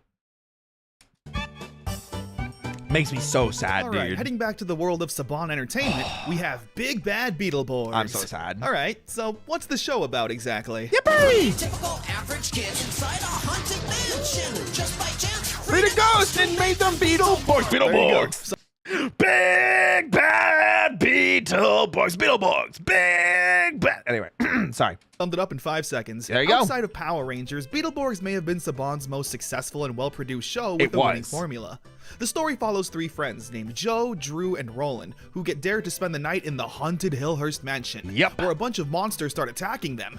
However, a magical Jay Leno-looking genie named Flabber shows up. I love this ghost so much. Flabber, first of all, does look like Jay Leno. Second of all, also is Elvis at the same time. It's just so funny looking. And the fact that he's their Zordon just brings me so much joy. Up to save them, granting the kids one wish. So, being good kids, they of course wish for world peace. We want to be Beetleborgs. Just kidding, that would be dumb. They of course wish to become Beetleborgs, who actually exist in the universe as comic book characters. Yeah. Flabby grants them their wish, but accidentally brings the villains in those comic books to life. So now, what started off as kids just wanting to have cool powers, now has them actually fighting the evil forces to save the world. Which I think is a super, like, that it's such a basic plot because it's literally a monkey paws situation. You know? It is such a simple plot that makes total sense. Super kid friendly. Even Toei noticed the viewership drop. Oh, what for B-Fighter? Ooh. The monsters are so annoying in this. Oh, yeah, but they're cute. Like, they're just a big happy family. You know? Fun fact, the monsters of Hillhurst were supposed to have their own spin-off. Beetleborg costumes Really? for the villains in Power Rangers Forever Red. episode. Yep, I do know that. Because they still had the suits and they wanted to reuse them. Sounds pretty Why do you in the video have such a similar voice? Connor and I? I don't think Connor and I sound anything like. What? basic and formulaic on paper, but Beetleborgs was actually very different from VR Troopers and even Power Rangers. First off, our main characters are children. Yeah.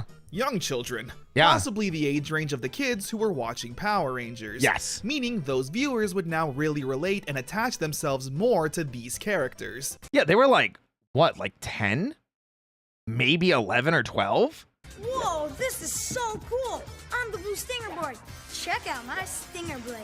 It also wasn't That's just true. the cast that was tailored for kids, but now the story, writing, Yeah. plots, and presentation as a whole. Beetleborgs has a more lighthearted and fun feel. And it was! Instead of a wise leader like Zordon giving advice and lessons, we got a silly genie who looks funny and is eccentric as all hell, hanging out Oh, they were babies. Yes, absolutely they were. with monsters. There's also not a lot of actual Beetleborg superheroes fighting in the show. Most of the show is spent following these kids trying to solve mysteries and stop the bad guys in their human forms. Yes. Uncovering secrets, learning about the monsters, and using whatever normal kid abilities they have to stop them. In that respect, Beetleborgs is actually more reminiscent of a live-action Scooby-Doo. Yeah. But it's like if in Scooby-Doo, the monsters were real and Shaggy turned into a Power Ranger to fight it. Now, I don't know about you. Wait, that's such a perfect, like, accurate portrayal of what Beetleborgs was. Maybe that's why I liked it, because I love Scooby-Doo. I love Scooby-Doo, man. Maybe that's why I liked Beetleborgs so much. But that sounds pretty awesome to me. Yeah. The heroes themselves are from another Metal Hero series. Yep. Similar to VR Troopers, called Juco B-Fighter. Hey. The B stands for Beatles. Yep. Like most of these shows, the fight choreography is incredibly spectacular and intense, but that wasn't the vibe Beetleborgs was going for. Yeah, so they couldn't use as much footage as they wanted to because of the silliness of the plot. So when they filmed their own stuff, it was like meant to make it more so. I think it was when they got to metallics is when they started leaning into it a bit more. When there is a fight scene, it's either original footage that's very tame and littered with big Batman booms and pows text all over the screen. Yeah. Or it's just the original footage just edited down like crazy to show as little violence as possible. Yeah. If I'm being honest, the best parts of the show is when the kids aren't transformed. Because it's actually a really well-written and presented spooky show similar to Goosebumps and Scooby-Doo, as I mentioned earlier.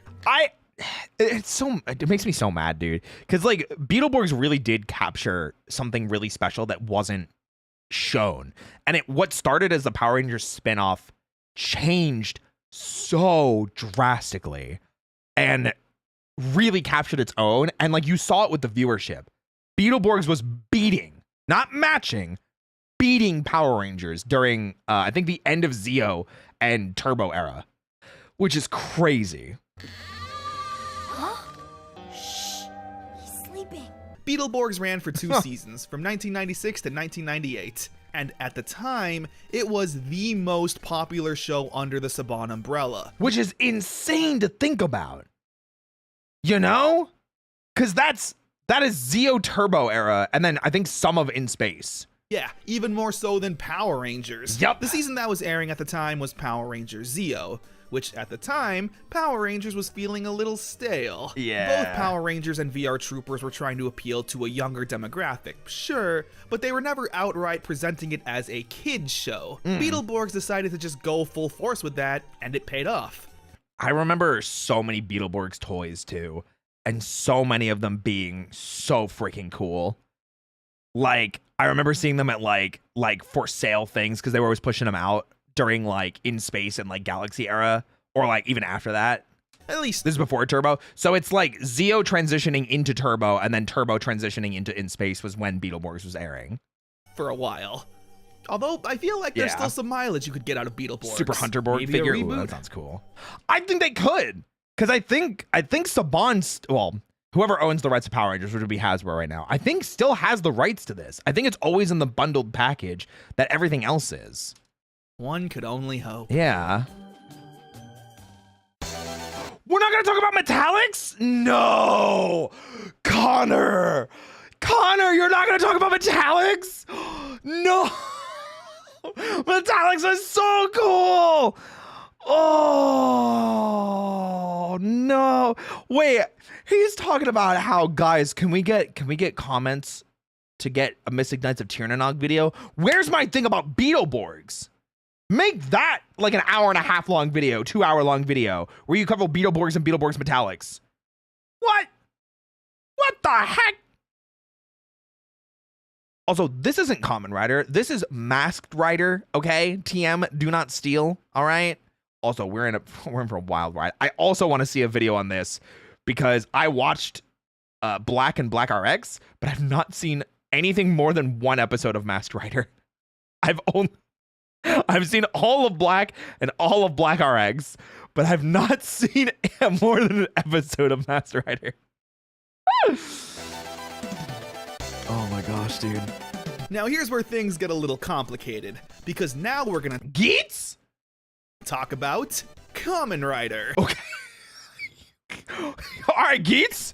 To my knowledge, yes. Kamen Rider is one of the most recognizable, popular, and long-running tokusatsu shows to ever exist. True. And if it didn't take its 10-year break, I think it would be the longest running one because Ultraman also took breaks. But I think the current longest running one is Super Sentai because it has never taken a break from the time it started airing. And even with Kamen Rider, oh man, I love Kamen Rider. I'm gonna crash out. I need a way to legally consume Kamen Rider media. I've been stuck on Kamen Rider Blade for a millennia. Please, somebody help me. I need to watch Blade, okay? I want to continue because I watched Kamen Rider Ichigo, I watched V3, I've watched X, I've watched Black, I've watched Black RX, I watched Kuga, Agito, Ryuki, Faiz, which was garbage, by the way. Faiz is one of my least favorite seasons. And then I'm stuck on Blade. Okay? Please. Oh,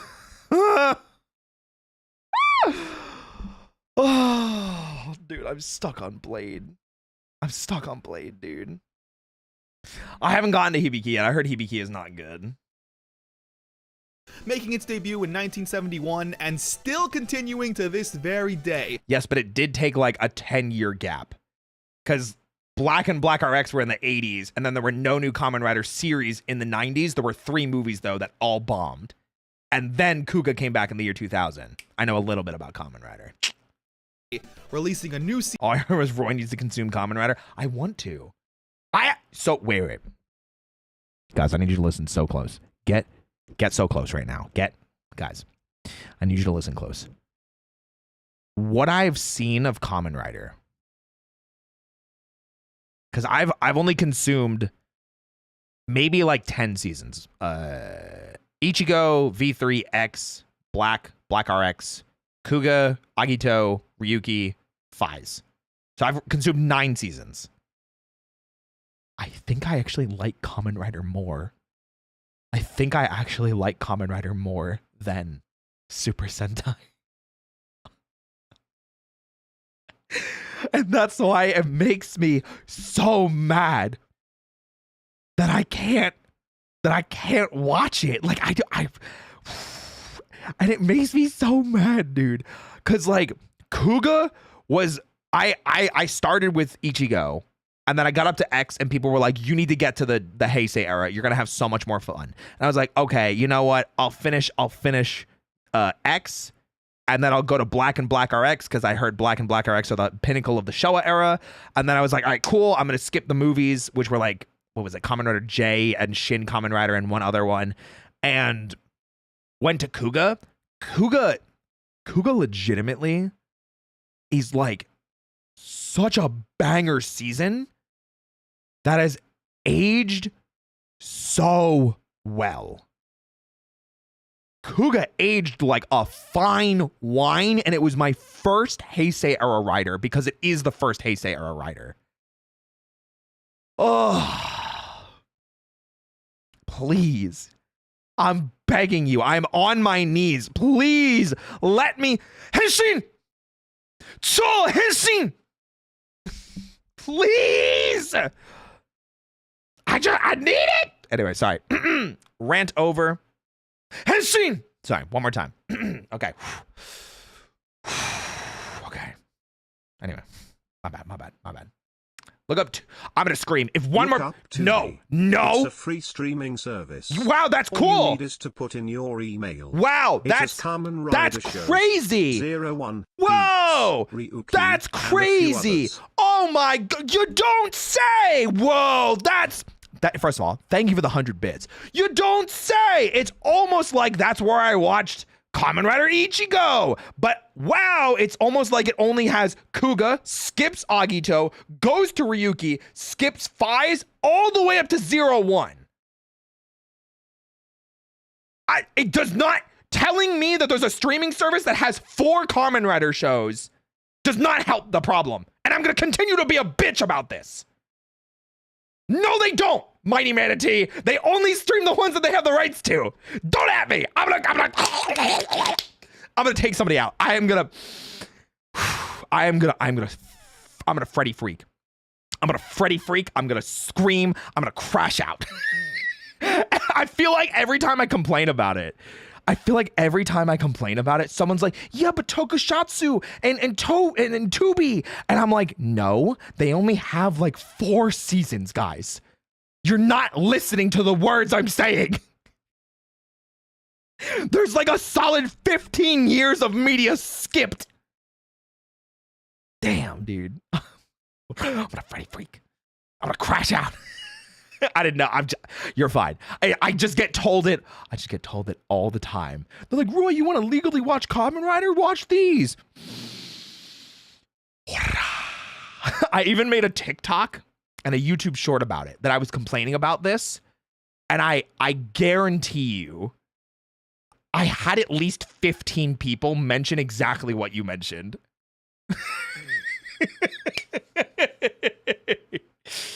No one knows my pain.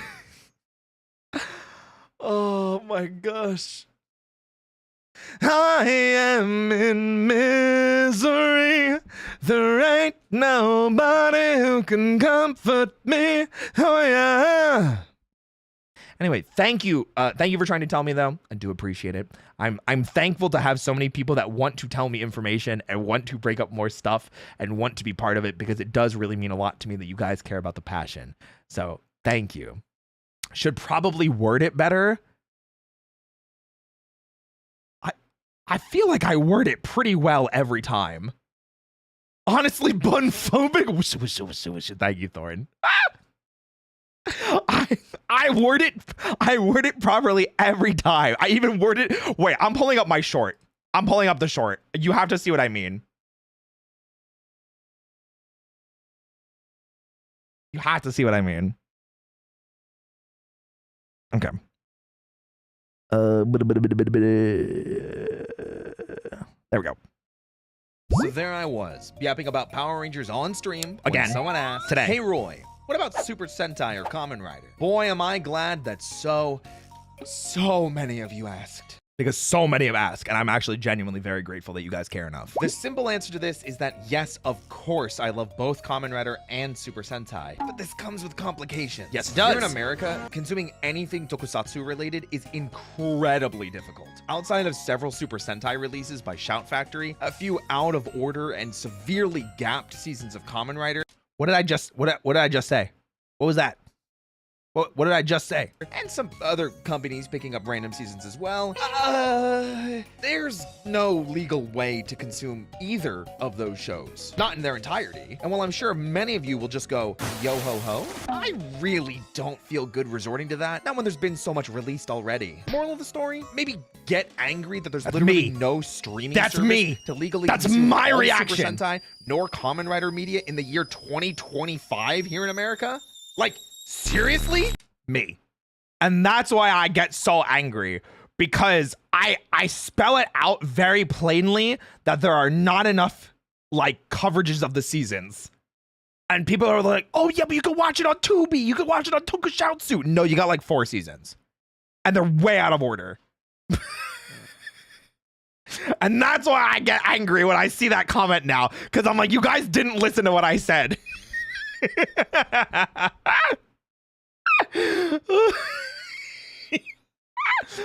But at the end of the day, I'm not angry at you. I'm angry that there is no streaming service in the year 2025 that has all of these shows in their entirety. That is where the anger and the frustration comes from. If anything, I'm glad that you guys care enough to tell me, because it means that you guys are passionate. So please, even if I get angry and I react like this, I promise it's not you guys. I'm angry at the other people for screwing us out of these things. You know, there should just be a streaming service for it, or combine it with something like Crunchyroll. You know, blame the regional blocking of streaming services. Oh, absolutely.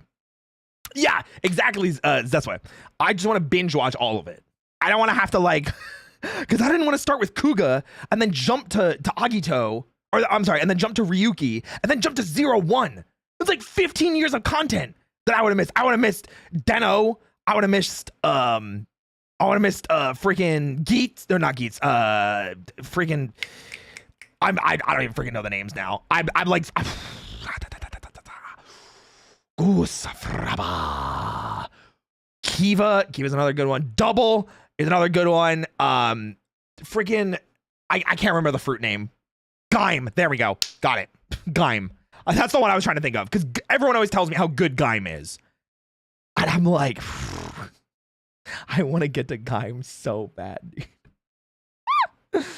Oh, yeah, Build. There you go. I hear that one a lot. So O's is good. Yeah, I've heard O's is good too. So this is what I mean. Driver's really good as well. This is what I mean. That like, there's so many seasons in that gap time from Ryuki to 01. I don't want to just skip ahead to 01 because that's the Reiwa era. That's the first Reiwa era Kamen Rider.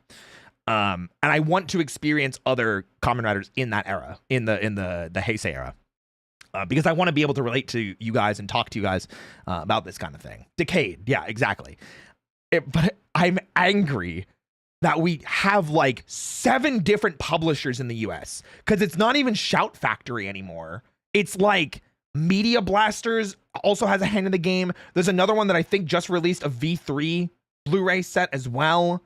It's like, bro, like what's happening? Yeah, Xaid, like, oh my God, dude. Oh my God. Like someone just bought me, Galaxy just bought me Kamen Rider Black on Blu-ray. And I think that's from like Media Blasters. So like it doesn't fit with the rest of my Kamen Rider. It may have been Discotech. I might be misremembering. But yeah, so that is why I'm so passionate about it. That's why I'm so passionate about it. Because I'm tired. People are like, oh, just watch here. No, get angry. Get angry, everybody. Everybody should be angry. Crunchyroll, we need you. Series every single year. Yes. It's similar to Super Sentai. Every year you get a new hero. The two franchise. I want to watch this so bad. This looks so good and I love his energy and I love his passion and this smile is so goddamn infectious. Are so intertwined with each other. I remember watching Gokaiger back in the day and seeing commercial bumpers for Superhero Time, where Gokai Red and one of the writers at the time would share the screen. There's also multiple That's O's, right? Where Gokai Red and one of That's O's, right? Yeah? Okay, cool. The writers at I recognize it because I literally just see this and I'm like, that's an O. It's O's. I literally see the giant gold O and I go, that's O's. Time would share the screen. Yeah. There's also multiple Super Sentai and Kamen Rider crossover movies. Yeah. And oh my God, dude, we got robbed. Masked Rider bombing in the US robbed us of so much amazing crossover potential. The point I'm trying to make is that I'm sure Saban looked at the success. Or like, you know, like this stuff, you know? Success of Power Rangers and the or Kamen Rider Double, man, because we have the Double anime now too. Like Double is that popular that we got an anime like sequel to it called Futopi. You know? Success of Super Sentai and Suck. Honore! Firbatsu!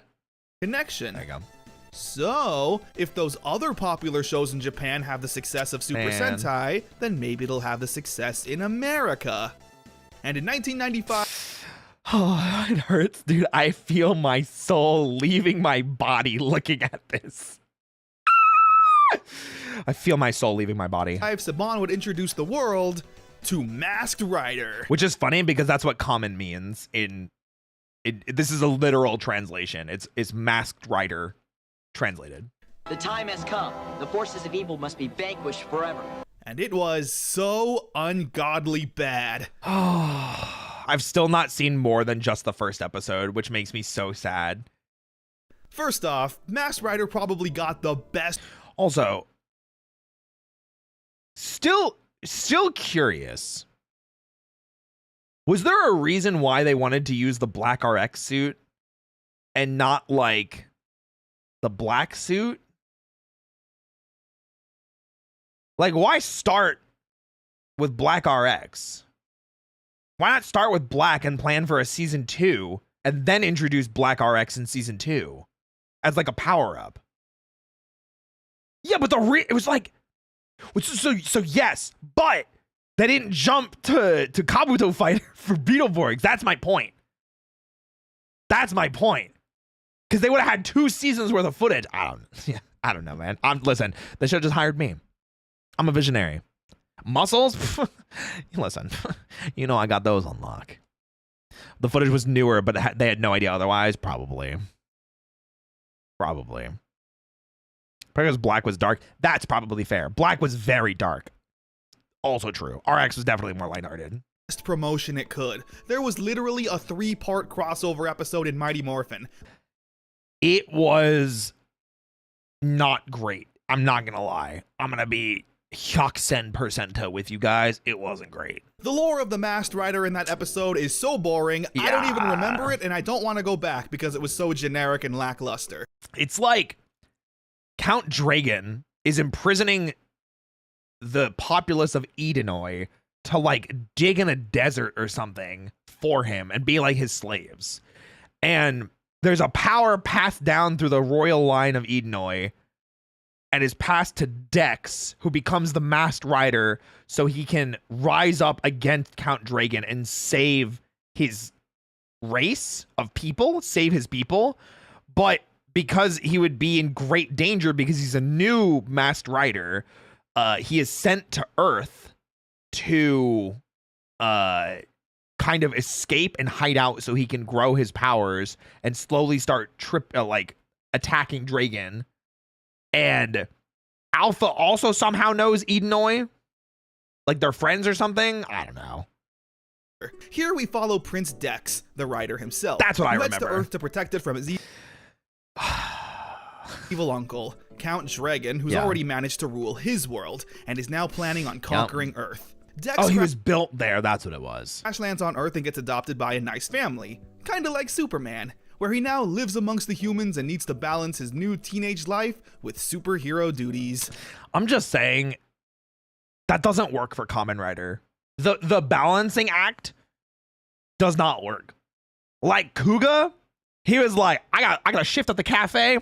Nope, deuces, I'm out of here. Let me jump out of here. Agito, all he knew how to do was fight. Ryuki, you hear that? You know it's go time. Even Fies was like, oh man, someone just got murdered in front of me. They got their heart stabbed with like a tentacle blade or something. I ain't got time for this. You can't put a Kamen Rider in high school, in American high school. You can't do that. It doesn't work like that. Let's start with the minor problems first. Yeah. Dax living a normal teenage life, going to school and doing extracurricular activities. Why is he doing this? That's what I'm saying. There's no reason. There's no reason. It doesn't make sense. He's an alien warrior vowed to protect the universe. A high school diploma from Wisconsin isn't going to do him any favors. Wait, is he in Wisconsin? Wait, I didn't know that. That's kind of funny. There's literally an episode where robbers break into the house, and it's up to Dex's pet chocobo thing named Furbus. Did he just say pet chocobo thing? Did he just say pet chocobo thing? That is... I'm screaming. Yes, I agree. That's why I phrased it like Kamen Rider in American high school doesn't work. Kamen Rider in Japanese high school, different story. To do the Home Alone shenanigans to stop them. Like, wouldn't this be more productive for Dex to stay home and beat these guys up? Secondly, the acting is very, very terrible. I remember it being so bad. He bites into like an orange juice carton. Count Dragon is now on his way to your planet to enslave your people. A bug! I just saw a giant bug! Yup. This is great. Will you, Dex? Will you stay with us? It does kind of have that 90s cheese, but overall, it's more annoying than funny. Yeah, it's like not charming at all. I literally have only seen the first episode. But it is not good, and I didn't want to watch any more of it after that. And unfortunately, Dex is probably the worst in the show. Yeah. It kind of works when he's trying to blend into... Bro, oh, it makes me so sad, because they even got freaking the outfit from Black RX. Like, this is a very common outfit. He would have the white jacket with the white shirt. Society. The white pants, bro. Oh...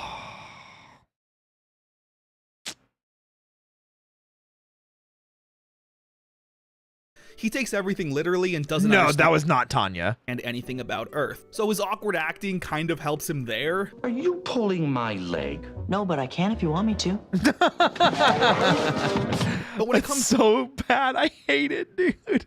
Like from our 80s and 90s. It's because Kamen Rider Black RX is from the 80s. I don't really, man. To the fight scenes, he has no sauce. It sounds like a fan dub. The creatures have gone. I fear you have not seen the last of these strange events, good citizens. But the real issue with Masked Rider is everything. Yeah. Most of the Saban shows have a similar look and feel to them. But with this, it feels like they didn't know what they were doing. They really didn't. And oh my god, it hurts. It feels so cheesier bad. than Mighty Morphin Season 1. Yeah. The pacing is slow and awkward. It feels more like tattooed teenage alien fighters from Beverly Hills than it does Power Rangers. All right, who wants dessert? Seriously, why is it so poorly written, acted, and presented? It's too cheesy, even for Power Ranger standards. Yeah. And it just blows my mind because it was made by the team who made Power Rangers. I really don't get how they messed it up this bad. It just blows my mind. Like, if we had a world where this was actually done well, can you imagine if instead of being Tommy and coming back as the White Ranger, we instead got Tommy not to be VR Troopers, not for Cybertron, but for Masked Rider? Can you imagine a universe where that happened?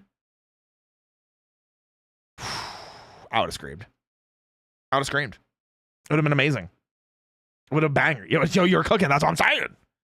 The sitcom portions feel too much like a Sesame Street scene, and when it's mixed with Kamen Rider footage that have serious action moments, it doesn't mix well. It really goes to show you how easy Mighty Morphin Power Rangers could have failed. And I mean, yeah. Us, an entire audience outside of Japan, probably would never know about Tokusatsu. However, our Kamen Rider in America saga isn't over just yet. You know what's crazy is I still have not watched this show. And I've seen Ryuki though. I think Ryuki is overall an 8 out of 10. Ryuki is like a solid 10 out of 10 until like the last 7 episodes. I will say that. I think the last couple of episodes for Ryuki kind of ruin it. But Ryuki was like a 10 out of 10 until like the episode 40ish or so. But I've not seen any of Dragon Knight because I was just not in the right age demographic to watch it, and I didn't have a way of consuming it, you know. And I've heard, you know, what's crazy? I've heard this is actually a cult classic, and this aged really well, which is insane to think about. And it's got a banger opening. Because in 2008, the world would get Kamen Rider Dragon Knight. Yup.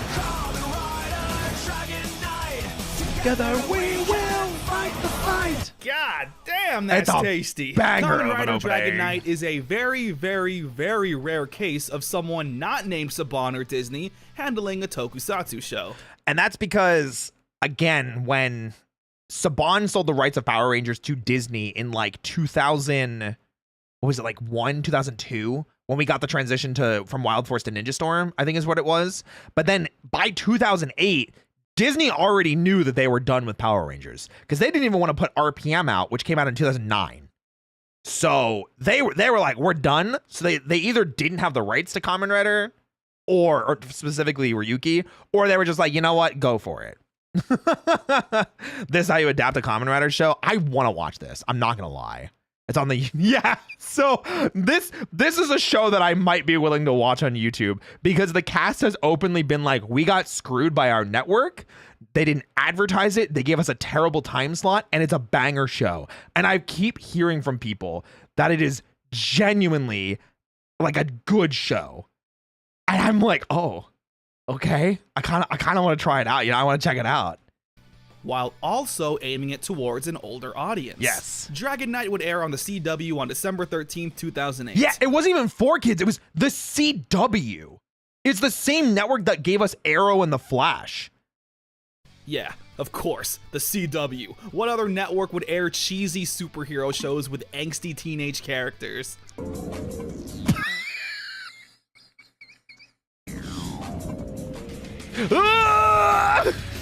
On I love that gift so much, dude. But yeah, I literally heard that the CW screwed them, terribly screwed them. Paper, all of that sounds really enticing. A lot of Power Rangers fans who grew up on the old show. And look at that. That was sick. Bro, they had the stunt work. Can we watch that again? Can we look at this again? Look at this. A lot of Power Rangers fans who grew up on the old show. bro, that was clean. That was clean. We're now adults. Maybe they were too old for the current product still aimed at kids and didn't have a way to watch Super Sentai yet. So creating what's essentially grown-up Power Rangers sounds good. So, okay, I'm in. I got suspended the other day for fighting, and I never even touched the guy. Ah, and just like that, I'm out. Sounds about right, bro. I get that the CW shows are a bit of a meme. They tend to have a lower budget for everything, and the teams are working with what they have. Yeah. But sometimes it's a bit too distracting.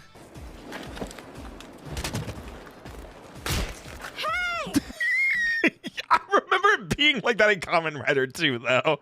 That's my camera! We follow a teenager named Kit who's looking for his lost father. Man, everyone's ripping off VR Troopers. No. Listen, it's just During a his thing, search, okay? he finds an advent deck that lets him transform into Kamen Rider Dragon Knight. Play the song. Okay, well, he's not Kamen Rider Dragon Knight yet because he hasn't captured the dragon yet, okay? He eventually comes across evil forces and people who want it for themselves, mysterious friends, and even a love interest. Hey, you know what I do like in this show, though? All of the late 2000s outfits. Every single person has got some insanely cool, edgy outfit on. Oh my Look at gosh. this was me at one point. Seeing Kit dressed up like this and playing with a Kamen Rider toy in front of a girl just kind of sums up the show perfectly. Yeah, but at least he also said Kamen Rider. I just wish they said Henshin or Transform, you know? Like, just...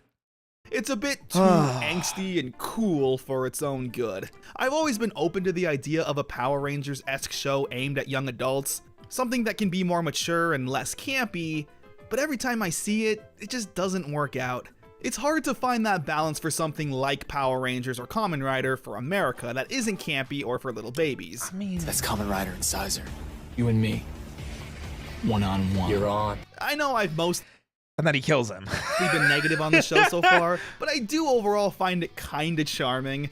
The action scenes are really good. I think that goes without saying. Not just the original Kamen Rider footage, but the original footage too. It was so good, Dragon Knight actually won a Daytime Emmy in 2010 for Outstanding Stunt Coordination. Because it was a banger, you know? The late thoughts of fashion is on. Yeah, true. JDF was going to be Wing Knight at some point. I did hear about that as well, but I think they said they ultimately went a different direction because they didn't want people to think that it was going to be associated with Power Rangers. Our main character, unfortunately, also suffers from not sounding cool while transformed. I don't know what you're talking about. Do I look like I have money? Actually, you look like you should be flipping burgers. What?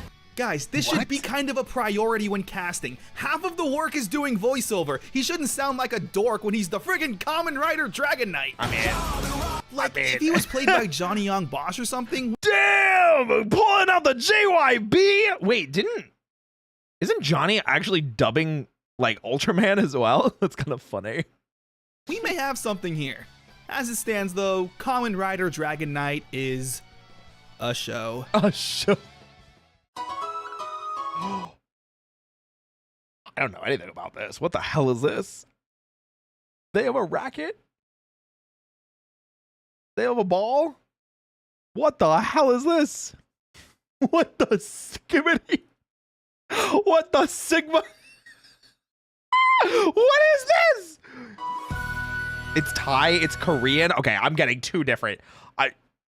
That does not look like Korean to me. That looks like Thai.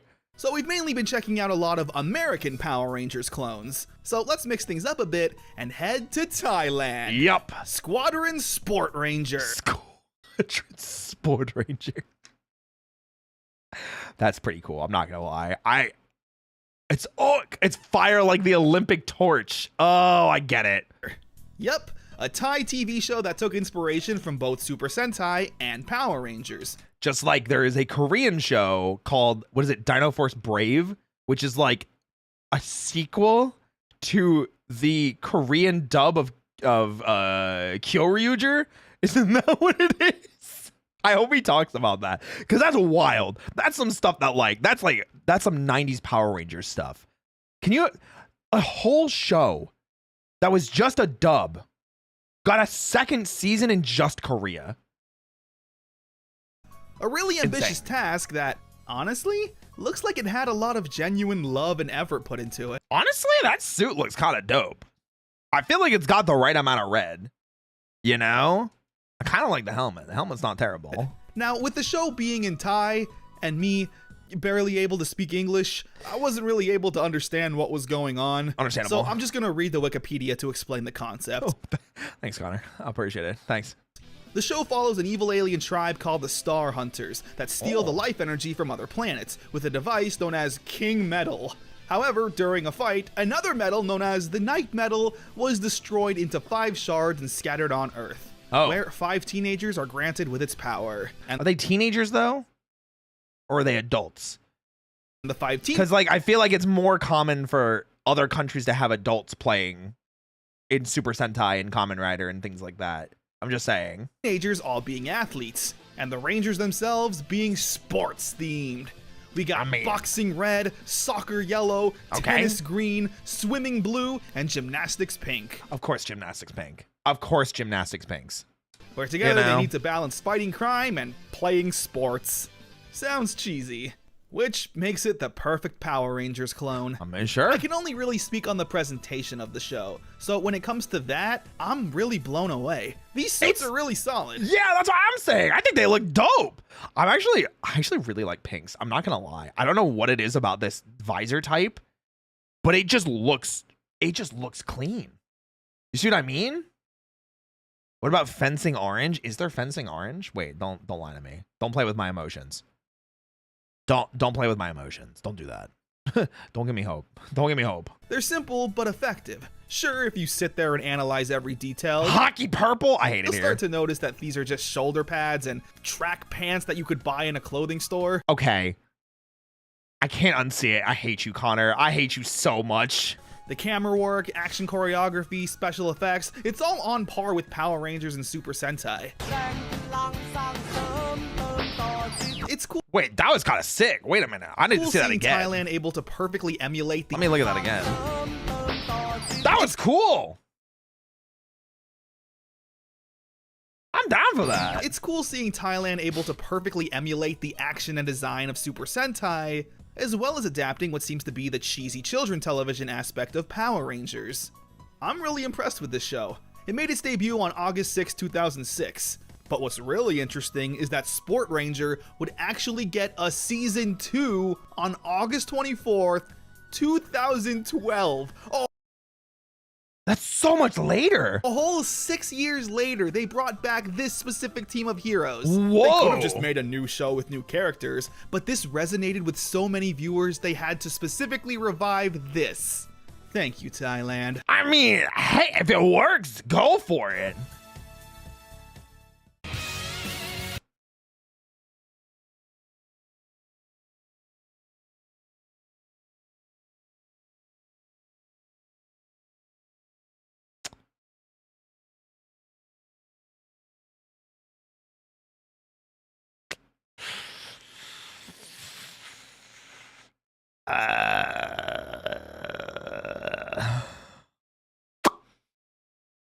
Okay.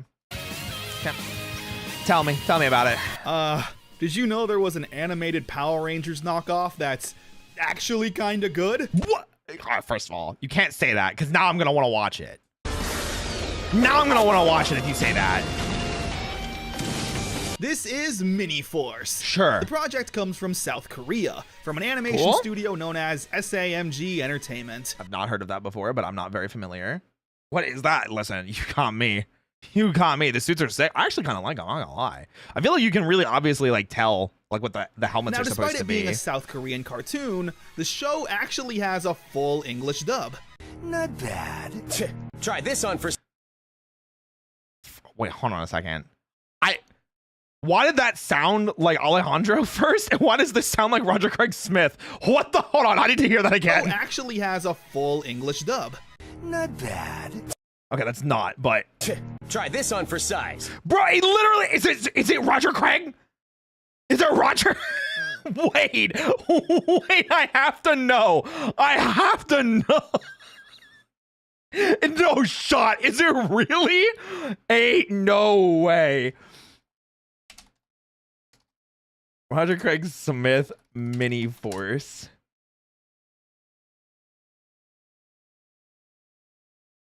Oh, no, it says that it's not. You guys lied to me. What the heck? You guys lied to me. It's not him. Force Sword, transform! In Mini Force, we follow 4 cute... I don't know who it is, though. Hold on. Mini Force English dub.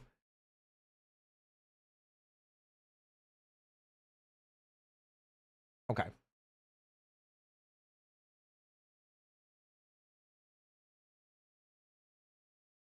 Oh, it's not complete.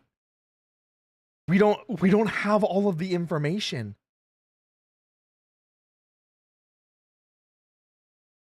All right. Well, Google did not help me on this one. I'm not gonna lie.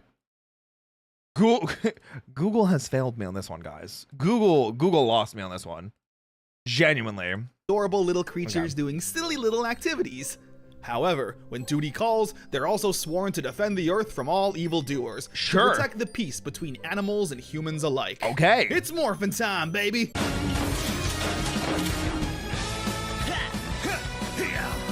Wait. Go back. That was fire. To protect the peace between go back. That animals was and fire. humans alike. It's morphin' time, baby. That was fire. Show me that again.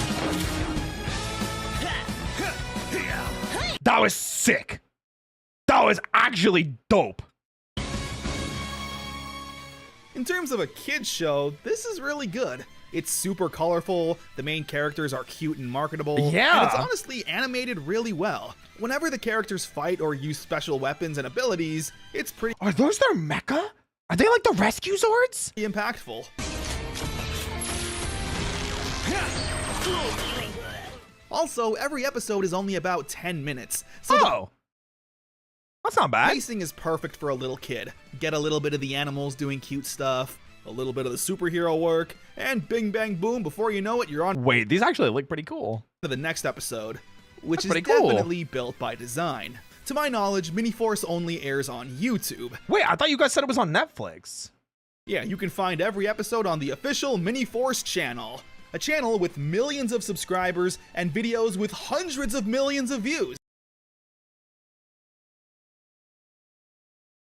Whoa! There's tons of compilations that'll autoplay on a kid's iPad, which I'm not here to judge because at least the show is actually good. I'd rather have a kid spend hours binging Miniforce rather than whatever this is.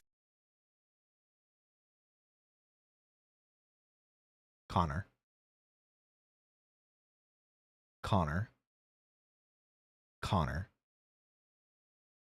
we're gonna have to have words, okay? Listen. There's also okay, I had to get that off the screen. Connor, we're gonna have some words, okay? Do you need a hug? Plenty of videos with the 4 main characters just doing regular iPad kid activities. Okay.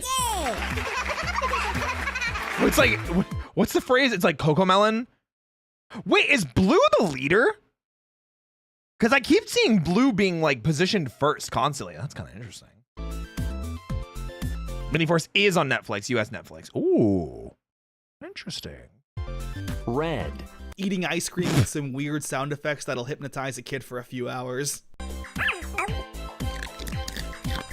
I'm just so surprised I've never heard of Miniforce until doing research for this video. The idea of— I feel like I'd seen it before, but I didn't know anything about it. I just assumed it was a kid show. Which, I mean, it is, but yeah. Power Rangers as an animated show has been a topic for many fans over the years. Yeah, because it would be a banger. And you could pay professional voice actors and do compelling stories and have banging animation, because animation is super like popping off in America again. Like there's so many incredibly talented, you know, animation studios that are doing American original stuff, you know, man. And while Miniforce isn't the perfect example of this in action, considering it is aimed for the open mouth coughing iPad kid demographic, damn, that's crazy. There's no denying the quality and success at work here. I guess if I had to nitpick something, the voice acting can definitely be interesting at times. Gross! These are so nasty! Blah, blah. Damn. But overall, this is a That's really crazy. cute show that I'd recommend if you have kids or are a young kid looking for some animated Power Rangers fun. All right. Wait, what's next? There's like 5 minutes left and we haven't gotten to Akiba Ranger yet. It has to be Akiba Ranger, right? Yellow Ranger is voiced by Sean Shamel in at least one of the seasons. Ooh, that's Goku's voice actor, right? Sean Shamel. Is it Shamel or Shamel? I don't think I ever knew. There it is. Akiba Ranger. Wait a minute. Are you not going to talk about Power Rangers Dino Force Brave? Oh, it's going to make me so sad. Right. We finally made it to one of the big reasons I wanted to make this video in the first place. So, dude, there's so many out of context clips of Akiba Ranger that just, I've seen so many and it just makes me crack up laughing every single time. This is Hikonin Sentai Akiba Ranger, otherwise known as Unofficial Sentai Akiba Ranger. A parody series of Super Sentai. So no, it's not affiliated with Power Rangers specifically, but since we've already checked out it kind of is though. I understand. out a couple of awful parodies done bad, I feel like it's only fair we end on a parody done well. Yeah! Akiba Ranger follows 3 otaku nerds. Akaki Nobuo is our Red Ranger. He's a massive Sentai fanboy who knows everything about them. He's willing to spend his life savings on a rare Megazord, and also has a 2D anime waifu. Okay, who doesn't? All of you should be saying, yes, it's Roy. Wait, I guess I'm a husband. Never mind, continue. AKA literally me. Yumeria Moegi is Akiba Yellow. She's a kawaii cosplayer who is super moe. Is that the word? I don't know. Moe-Kyun. And lastly, we have Ayogi Mitsuki, a shy high school student who loves martial arts and is a secret otaku. Probably the most normal of the trio. She also... What was this pose? Hold on a second. That's not martial arts flexibility. That's like dancer flexibility. Huh? What the heck? She also looks exactly like the YouTuber Sphere Hunter. She does look like Susie Sphere Hunter. I think it's just the hairstyle though. Because the lips don't look the same. But yeah. Whoa. Like every time she came on screen, I thought it was her. They're all massive nerds who live. Susie Sphere Hunter does, at least I believe their name is Susie. Sphere Hunter does a bunch of awesome like video game retrospectives where they go through a lot of horror stuff, especially sometimes in cosplay, and they go through like a lot of really cool stuff. They've done a lot of Resident Evil stuff. They did Darkstalkers once. I think they did Devil May Cry as well. They did some Street Fighter stuff also. Really cool. Live in Akihabara, which if you don't know is the nerd capital of Japan. I miss Akiba. I was there before I was out of the closet. I wasn't openly into men at the time.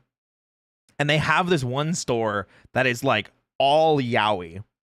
It's like all yaoi. You go up to like the 3rd floor and it's like all explicit yaoi. And I'm so incredibly sad that I wasn't out, and I was so like awkwardly trying to like not make eye contact with people and like not trying to actually look through things. And I'm like, I pray for the day that I can go back to Akiba just so I can go to that store and just so I can like buy high quality yaoi. I'm just saying, okay? When I visited Japan years ago, it was one of my favorite places. Yeah. Anime, video games, and everything nerdy can be found there. Akiba's amazing. Akihabara also goes by Akiba, hence Akiba Ranger. Literally nerdy rangers. Yeah. The 3 get approached by a woman who's essentially their mentor. She takes them to her base, which is just a Super Sentai cafe. Which is, I love that. Also, perfect frame to pause on. Look at all this cool stuff. Look at all this cool stuff. Oh my gosh, that's so cool looking. In all the original boxes too. And this place literally looks like... Bro, look at these. They're so cool looking. Like heaven. Sentai memorabilia Gengayo! Gengayo! Damn. plastered all around it. So, okay, there's an in-universe anime character named Aoi-tan that everyone loves. So the store owner gives these three a doll that will transform them into Akiba Ranger, where they do battle with the evil Monsina, who is played by a former Japanese AV star. Yep. If you don't know what that is, go ahead and look it up. Well done. Wasn't Zyuranger like not as popular in Japan too? It did really well in Japan, at least as far as I know. It like, because Zyuranger established a lot of important tropes for the rest of Super Sentai to come later, like the sixth Ranger dying, super combining mecha with multiple tiers, you know, which we had before, but not to that level. And dinosaurs. And dinosaur seasons, I think, always in Japan have been historically popular. Wasn't it like sillier in Japan? It's more of a, what's the right way to say it? It's a dinosaur fantasy. Kyoryu fantasy, where it's 5 warriors from like prehistoric times where dinosaurs existed, wake up in modern day Japan and are fighting a space witch named Bandora. So, yeah. Naturally, Akagi is the only one who's well versed in what to do, needing to lead the team on important Sentai business like roll call, doing special moves in unison, and using his vast Sentai knowledge to save the day. However, it turns out all of this action is actually just in their head. I didn't know that. Oh. These anime figures connect the three into shared delusions and fantasies, where they can't tell the two apart. Oh. That's basically the abridged rundown of the plot. I didn't know that. These three want to become an official team recognized by the Super Sentai universe. Partially what makes this show great is that it was made by Toei themselves, meaning they're allowed to use actual Sentai props and even characters themselves. Oh my god. I love the joke versions for Bogen Red, because I think there's one, like an episode or two where he has like a poncho and a sombrero on, and that just reminds me of it. Episode 1 literally starts off with Akagi pretending to be a part of SPD until he eventually runs into Deca Red. Listen, don't worry about it. And proclaims he wishes to study under him. However, Deca Red says that he's just an actor, and he's only wearing his uniform for a Power Rangers SPD event. That is amazing. It's so funny because they play around with that a lot. The show constantly plays the theme songs of past Sentai when appropriate, which I'm sure would just hit a fan with a wave of nostalgia. Yeah. Of course, the command center itself is filled to the brim with Sentai. Oh, it's one of the Flower Konoichi from Kakurenja. They were like an enemy female ninja faction that had their own henshin and everything in their own suits. I recognize it. I loved Kakurenja. Memorabilia. What's great is that even as a Power Rangers fan, that's Bogen Yellow, I think. And who knows basically nothing about Sentai, you can still get a lot of joy just out of seeing the imagery. Every episode usually... Why would there be Power Rangers in Japan? Okay, so something really funny happened. So Super Sentai is already popular in Japan, okay? When Power Rangers started in America, originally it wasn't as well received in Japan. But then as the years went on, Japan started to like Power Rangers so much to the point where they started redubbing over Power Rangers in a Japanese dub. And it became so incredibly popular that like Power Rangers has its own fan base in Japan because of that. Yeah, it goes full circle.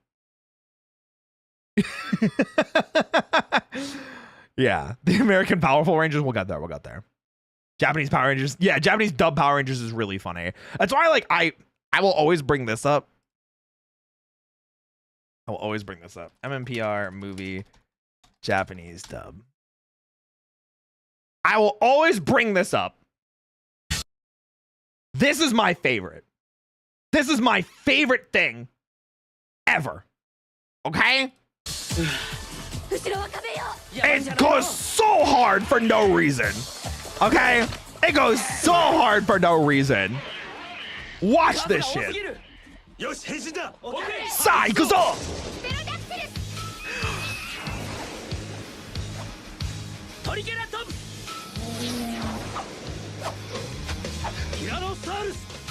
Wait for it, wait for it, wait for it! Here it comes! Mammoth!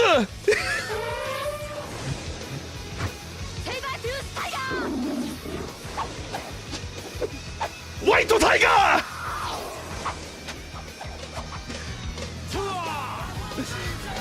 Bruh, it goes so hard!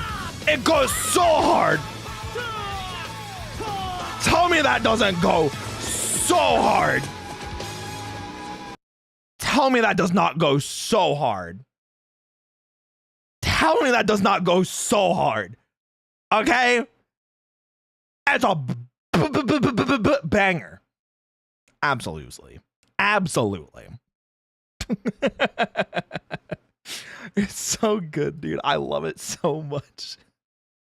I freaking love it so goddamn much, dude. It's so good.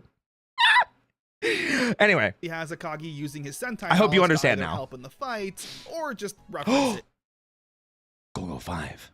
Because he's a huge nerd whose life revolves around Super Sentai. Understandable. But what truly makes Akiba Ranger fantastic is that it doesn't present itself as a lesser show just because it's a parody. Yes. The story and fight choreography is still incredibly strong, being on par to any official Sentai season. Which is really funny because we have had air quotes parody seasons or comedic seasons in the past for Super Sentai. Car Ranger or Car Ranger is one of the seasons that I always point to. People always like to downplay Car Ranger, that it's like, oh, it's a comedy season, it's like whatever.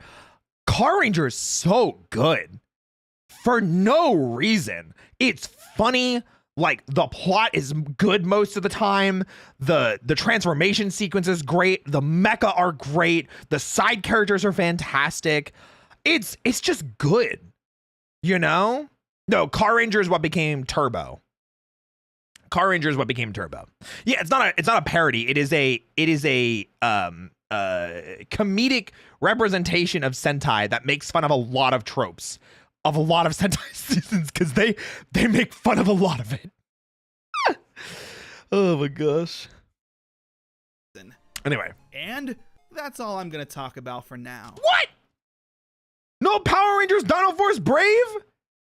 Because I fell in love with this show so quickly, I want to give it the respect and time it deserves. He's gonna do it! So I'm actually gonna be making an in-depth video on Akiba Ranger soon. Oh, that's dope! Be on the lookout. But with that, our Power Rangers ripoff slash clone slash tokusatsu in America retrospective reaches its end. Oh no. Crab, thanks for the raid. Welcome everybody, my name is Roy Chiato. I'm a bunny host, VTuber who specializes in voice acting, and I do a bunch of collaborative casts, and I love working out. So hey, if you guys want to come in for the last couple moments of the video, we're probably gonna go back and do some just chatting for a few moments too. So hey.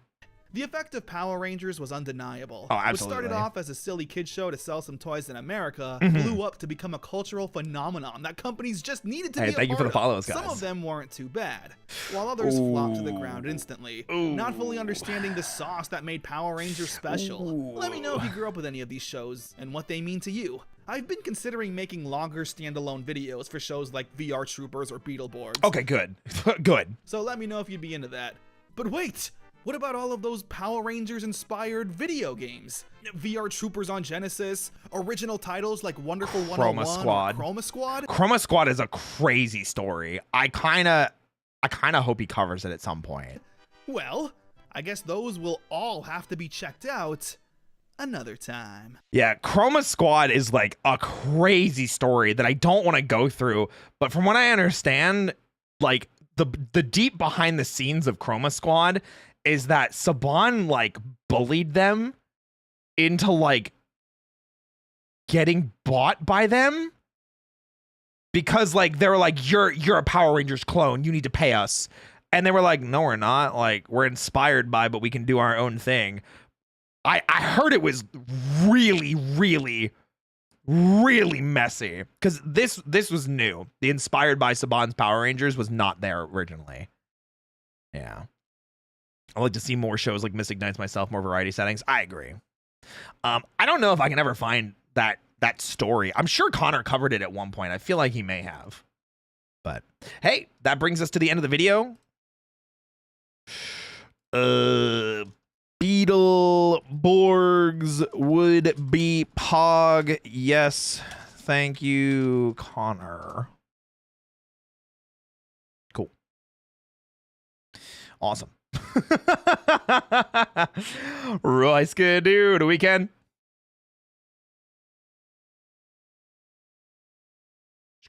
Wow. Yippee! We can bring the La Musica back. We can bring La Musica back. Hey Roy, quick question. How do you feel about Wild Force Rangers combining powers with the Zeo Rangers? Why would they do that? But why though? Weird. They freaking sucked. The Power Rangers byline was BS, I heard. Kerpow! La Musica. I got some music.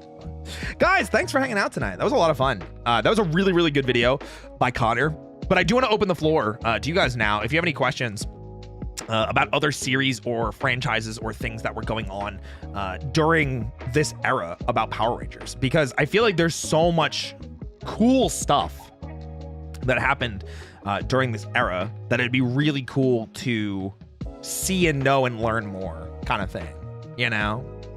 So I will take a few moments and go from there if you guys want to know anything. Yeah. You still have your VHS copy of Mystic Knight? Hell no. Did you ever watch Masked Rider? I only saw one episode, and then I couldn't do it. Learning about Toku via Roy Osmosis is super fun. Hey, I'm glad you enjoyed. Have you watched his videos breaking down various Power Ranger seasons? Yes, we're up to the Ninja Storm video, but Kane and I are trying to set up a time that we could watch together. And it has been difficult to schedule, but we're working on it, I promise. It's part of the reason why I started indoctrinating other people into the series as well, like Athena and Zanny. That way we can continue watching the videos and catch up to them respectively. So if they did a reboot of Power Rangers, how do you think they should do it? I think just reboot MMPR. I'm gonna be 100%. Take some things from the comics, not everything. Take some small things from the comics that are well received. Things like how the Peace Conference was handled with the Omega Rangers. I think doing Shattered Grid is an easy slam dunk. And then just tell original, cool, compelling stories from there and try not to water them down. Tell compelling, good stories. Those always when Power Rangers was at its best. Roy's slowly building his own Ranger team.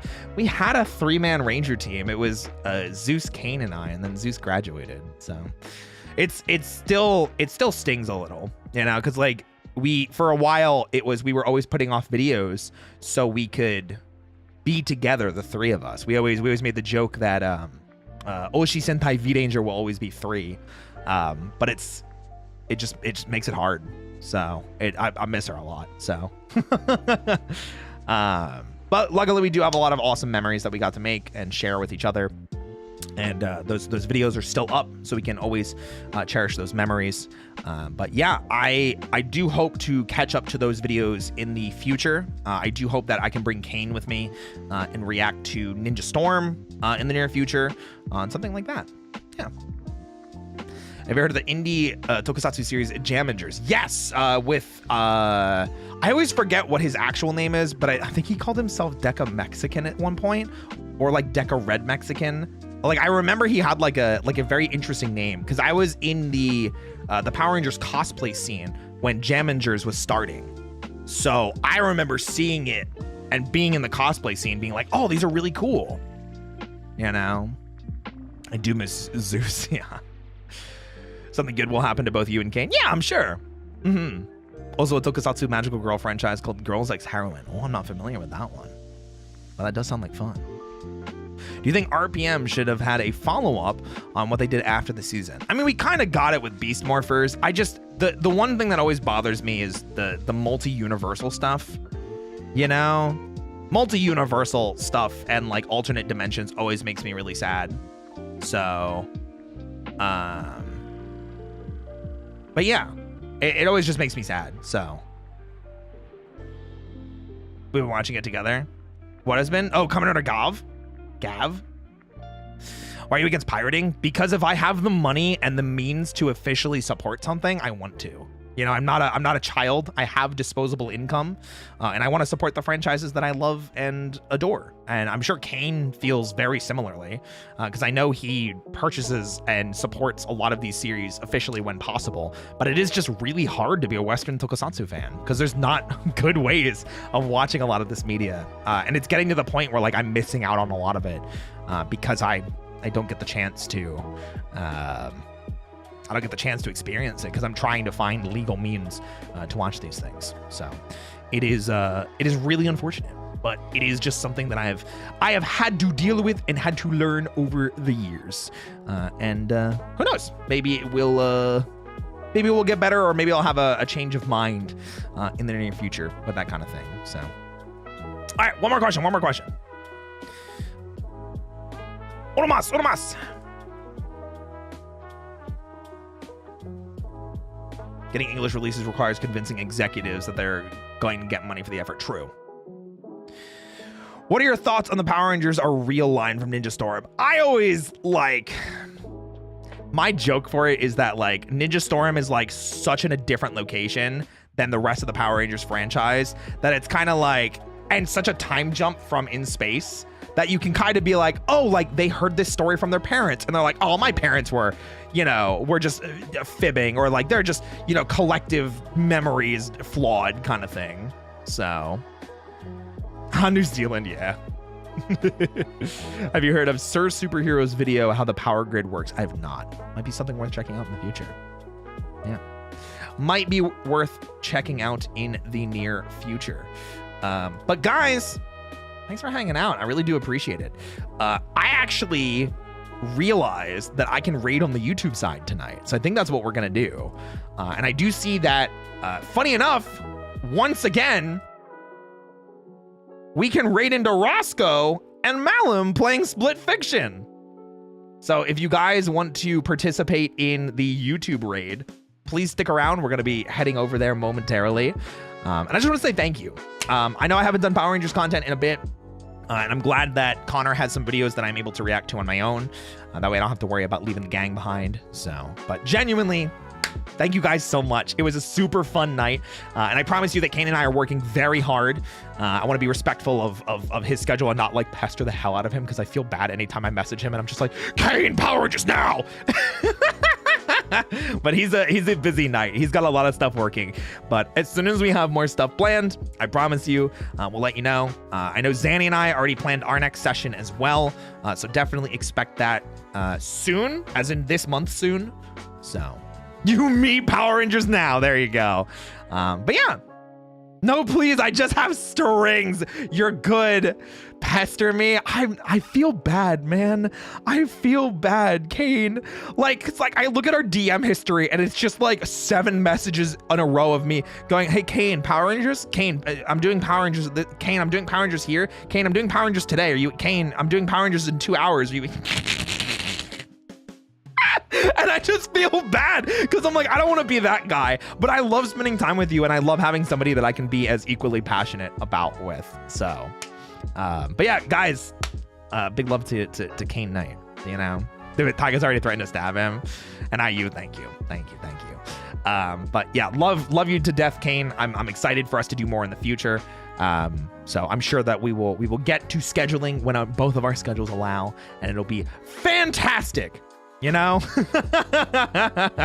it'll be fantastic. So thank you guys again, though, for hanging out. We are going to go over and raid into Roscoe and Malum. They are playing Split Fiction. They're continuing their co-op playthrough. So let's go send them some hype and some love, shall we? Oh, I do have a raid message you guys can use on the YouTube side. Belmore, can you type it? Can you just, or like type it in Twitch? And I'll just post it on the YouTube side. Wait, I got it. There we go. So we'll just say, hold on to your buns. It's a Roy raid. And that'll be our raid message. Oh. Oh, I already, whoopsies. Forgot to mute that. Okay, guys, it'll look like this. it'll look like that. All right, guys, if you want to participate in that raid, be sure to come over to the YouTube side and stick around for just a few more moments, and we'll go from there. All right, guys, thank you so much. I will see you on Monday for another wonderful stream week. Thank you all for spending time with me, and I love my Dusk Bunnies. I'm so glad we got to spend a full week together. It has been such a fun week. Thank you, guys. I love the heck out of you. All right, goodbye, guys. Bye-bye.